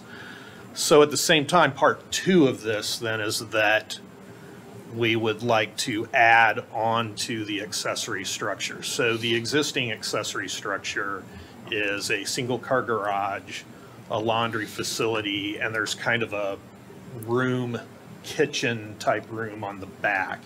There's a stair that goes up to a bedroom above. So it's considered an accessory dwelling the way it is right now. So our additions are to give a, I didn't have a name for it, but it's kind of a transition room that then goes to a 2-car garage that would function as their everyday garage. Right now, the accessory just has a single car front-facing garage, And what we're proposing is a side-facing two-car, and then forms a bit of a courtyard on the left side of the property for guests to use. And then the eave line of the garage we're adding is basically just taking the same eave line and running straight across. So from the front elevation of the house, in true elevation, you wouldn't see any of these additions at all. If you looked kind of at an angle through where we're forming a courtyard, you might see a couple of the pieces kind of bump into it. So in effect, we're forming a courtyard area, kind of a linear garden area between the main house and the accessory structure.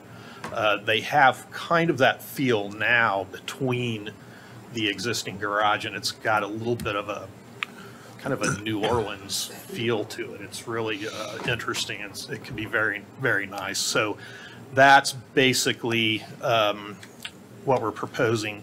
Architecturally, I would say that we're deferring to the Victorian nature of the house, and I'm not trying to replicate any details whatsoever from that. So I'm just basically letting the function of the spaces kind of dictate my elevation, and using very simple trim details and siding with a masonry base to form those spaces. They should be very subsidiary to the main structure in everything except maybe their mere length. So we do realize that we're pushing back 60 feet from the existing structure in the linear addition. The alternative to that, though, is to bunch a big block of additions behind the house, which I don't think does anybody any good or doesn't really service the main house. So that's what I've got.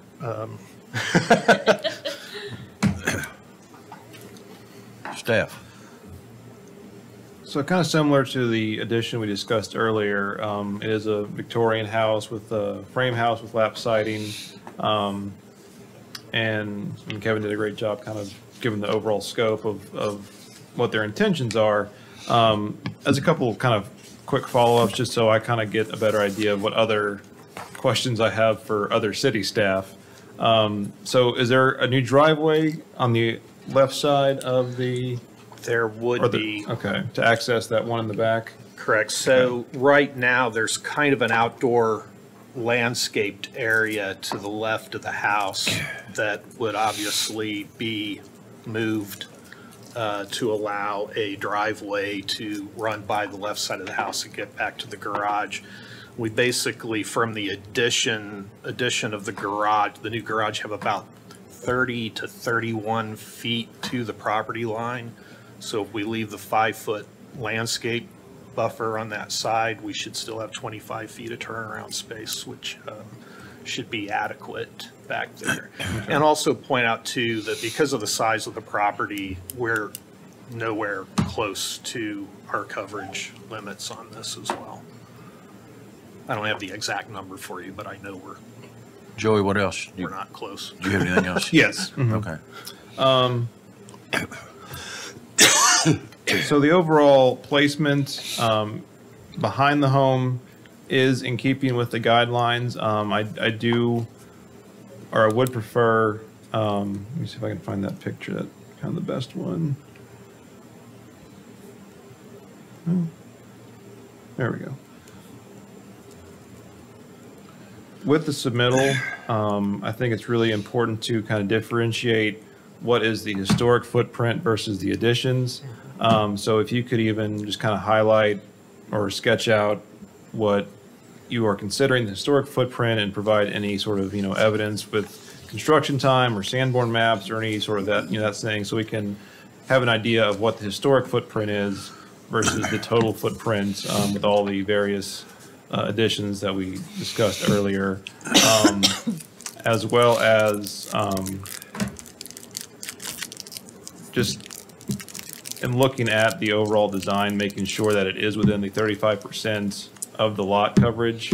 And I'll have to go back and check the guidelines just to make sure, or what we consider the lot coverage, whether that's just the main house or if it's the main house as well as the additions to the garage, because that is fairly sizable, and we do want to make sure there's about 35% of green space left on the property. Right, so that rectangle on there is just the border of the drawing. The lot goes on well I figured behind as where much, that yeah. is. So if you could- that's, yeah. I could see your Mhm. like looking at it like, oh, Mhm. that seems like it's covering a lot, but it's really pretty big. There's another drawing in that set where I took, and it's kind of hard to see, but I did take the existing conditions. You can probably zoom in on your computer and see where I drew the lines of the addition where they would sit on the overall lot. So there is something in there that is relatively communicative, but a little hard to see.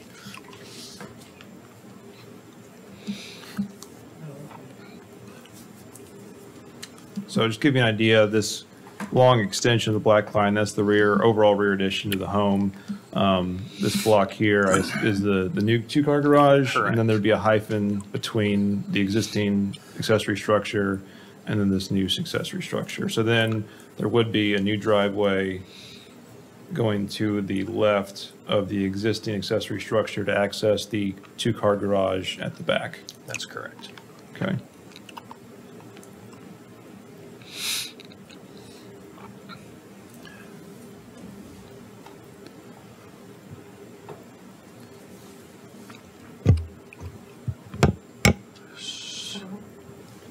So, that it, Joy? Do you want this one? Do you want to say something? There may be more.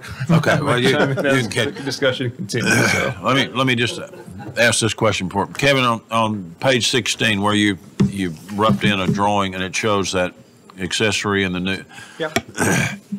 I think the driveway, you got more space on the left side than what correct. what that's showing. That square's just the border that came up where I inserted the block in the Okay. drawing. So- The property from this garage over is 31 feet, 30 to 31 That's feet where your away. 25 feet a Exactly. minute ago came from. So, Exactly. okay, that was throwing me a little bit, but Yeah. And then to the back as well, correct?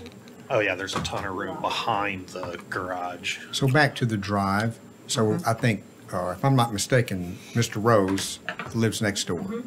So how close would the new drive be to that property line? Well, I think we're required 5 feet. And we haven't talked about this a ton, but I think that we're really talking about a gravel drive over there. And maybe the turnaround where the garage is to do a pad, but the drive itself, probably just a gravel drive. So we're trying to make it as friendly to the neighbors we can. They have that fenced, it's pretty well divided over there as well. But it would be within 5 feet of the neighbor. No, I would set The the new drive. driveway back 5 feet from the property line. I think we're required to do that, actually. Thank you. okay, Susan? Well, I'm concerned about the 60% because it's not a really big, the house does not have a big footprint. And it's, it's basically a Queen Anne vernacular house, so it's, it's not going to have a big footprint ordinarily.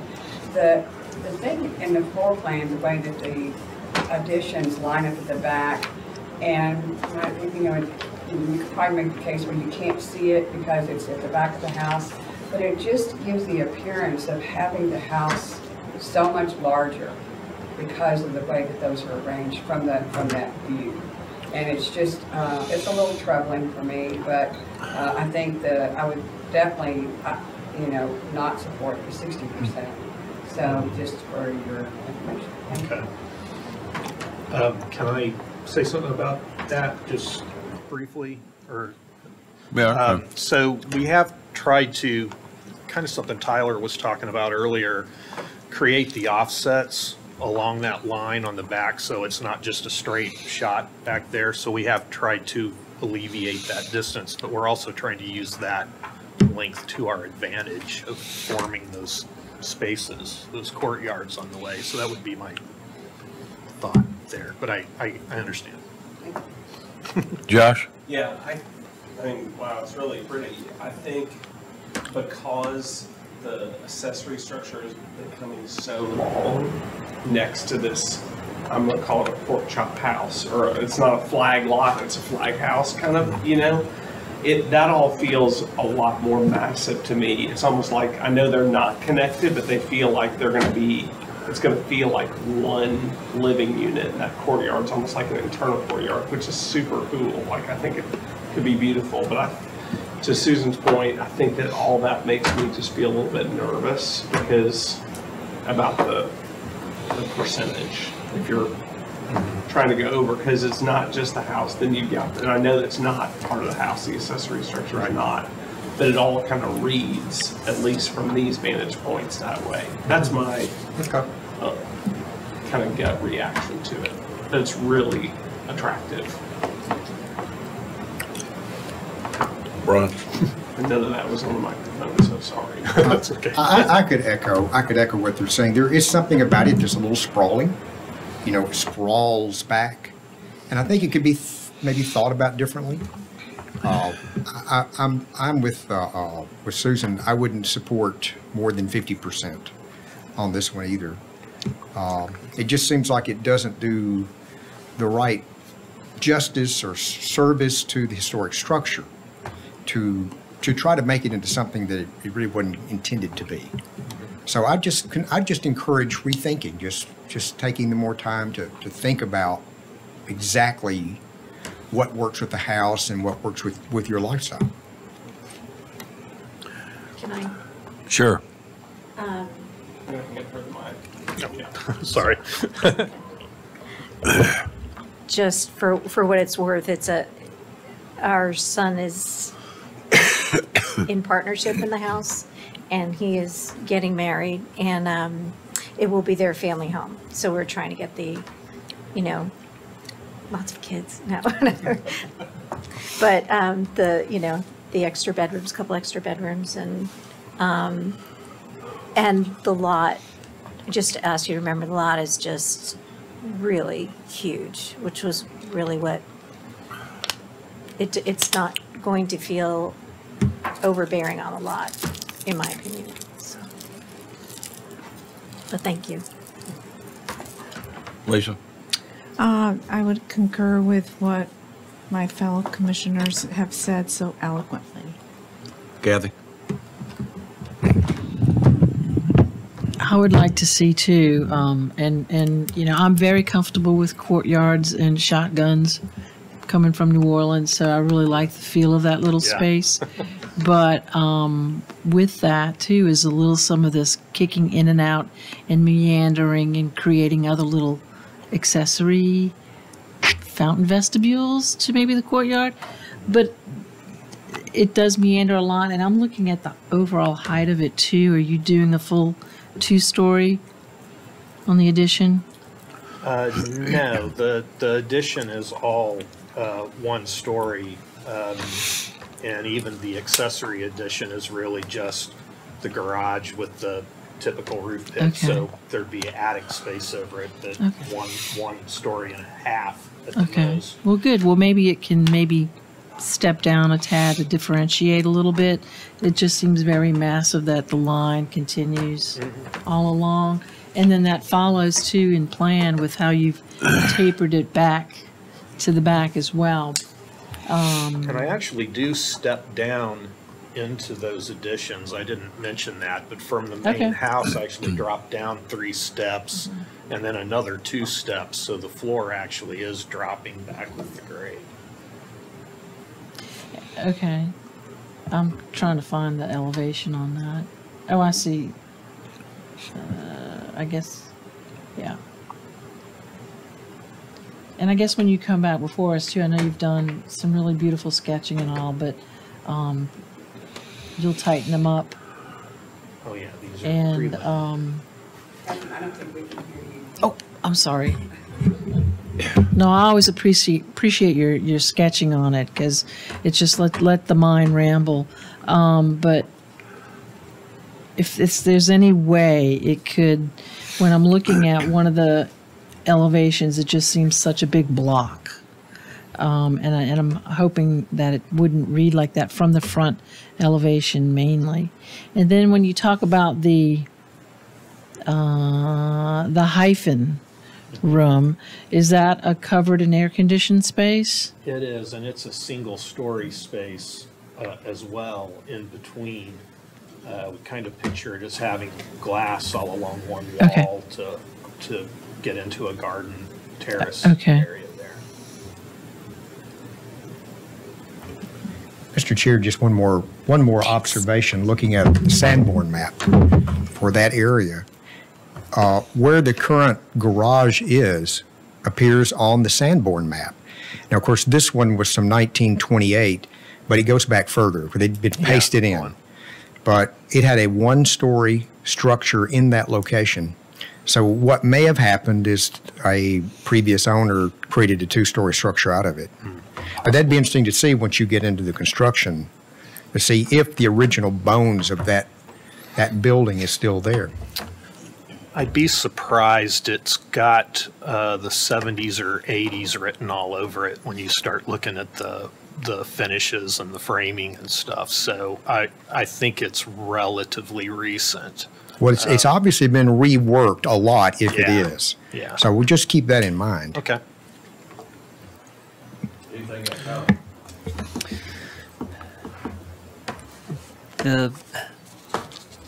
My first initial reaction before you even started explaining, which the explaining helped, but looking at your sketch floor plan, it just looked like a lot. And I think if it was just the house and you were saying, well, we're 60% and we have a big lot, I'd go, well, maybe we can consider it if it's really well done and, you know, one story and you're keeping the mass down. But then there's like this whole other building, which is like the size of my house on the side. And I'm thinking we're kind of compounding the issue in my mind of it's just a lot of building on the site. Even though the site's big, it's like, well, you got essentially 4-car garage and a piece of building in between, plus all this addition, plus a screen porch which peeks out the side of the silhouette, you know, of the front of the house. So there's a lot here, and it's hard for me to kind of concede on, you know, everybody here knows that if I see something that I think is good design, I'm willing to bend the rules a little personally because I think it's good for the neighborhood to just have good design. Right. But it's hard for me to concede on good design when it's, I feel like it's bigger on top of bigger in my mind. So that's, you know, just kind of a 30,000 foot view. It seems like just a lot on the site. You know, if the hyphen room wasn't there and the 2-car garage were tucked tight against it, that building would be, you know, feel like it had lost 50% of the mass all of a sudden. It just in my mind on plan. Do I love the courtyards? Yeah, I mean, I love everything about this, but I'm also charged with kind of protecting the idea that we're not getting too much building on any site, not just specific to this one, but any site. So that's my kind of initial reaction. So I do want to reiterate that the only piece of it that's throwing it over the 50% is the screen porch. So if that's like off the table, where at the guideline, I understand there are hundreds of layouts within that guideline, but I just want to reiterate that as well. And the accessory, it's limited to what, 100% of the original? What is that rule again? 60? 60, I think. I'll have to look that up. I work in Metro too much. Yeah. And you're allowed to double your footprint there. It's not 50%.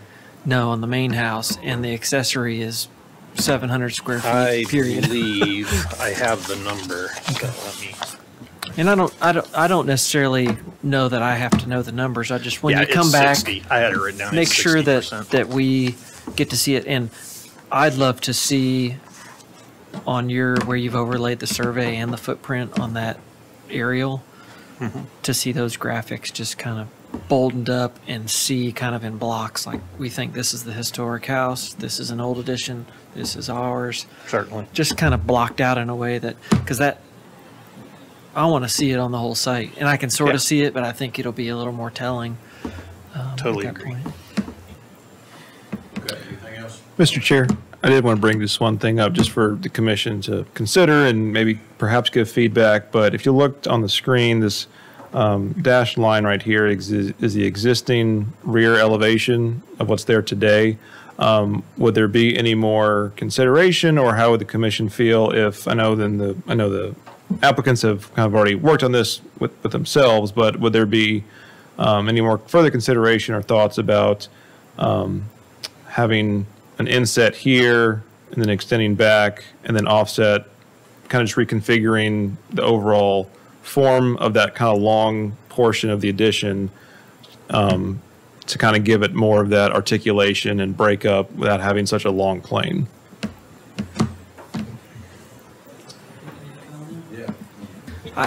I don't know how. Yes, and in the book definition and the handbook of historic preservation, you'd say yes. But I think in this instance, with that accessory structure there, it's just so much more limited in visibility. They've broken it up some. I mean, the back end where the master bedroom is, or the principal, I think is what it says. It's a little flat back there, but I think I understand why. But I just think you're looking down this little corridor, and the for all we know, there may be a gate or something there one day, and you don't see any of it, which would be very New Orleans or Charleston. There's a lot of different ways to do it. So I just don't know that it's that important that far back. If we were closer to the front, and that's one of the things the Department of Interior Standards talks about, that 50% mark, 50% back on the house, things get a little more forgiving. So I think it's more important where the roof lines meet, how that reads. So I would have that consideration when you come back to us to maybe honor the historical portion that way. Mr. Chair, I have one more.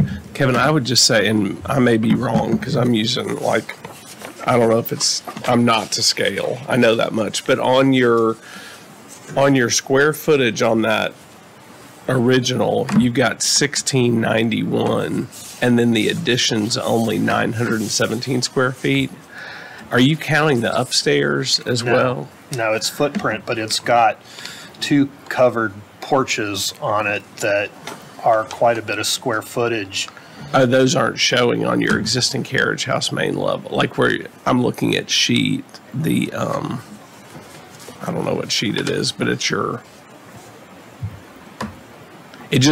I was looking at what is drawn as existing with the proposed added on, and I thought I just don't see how that's not. So the existing coverage of the house itself is 2258.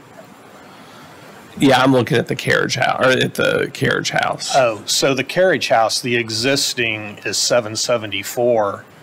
But this is the interesting thing about the whole zoning, and it might actually be a loophole.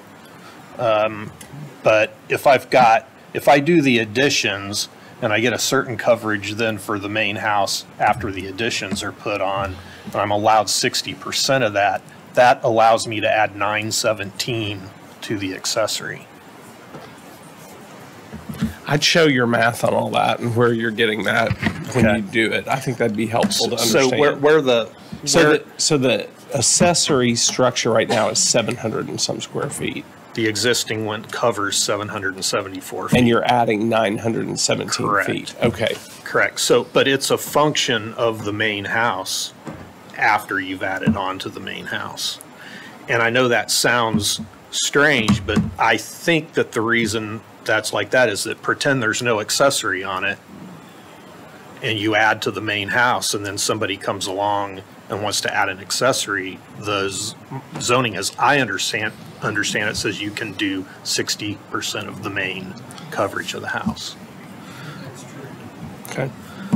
Yeah, we've had that discussion before on some other projects, like what were we measuring? And I think that was the case. It's the I mean, I'm within the guideline with that, or even it's really more than a guideline in zoning. The regulation on that, whether that's I'm just saying palatable yeah. or not, No, I'm not I just think it'd be helpful to show that math, because Okay. that will be compelling one way or the other. And that's not Yeah. including the screen porch? That's not including Okay. the screen porch on my number.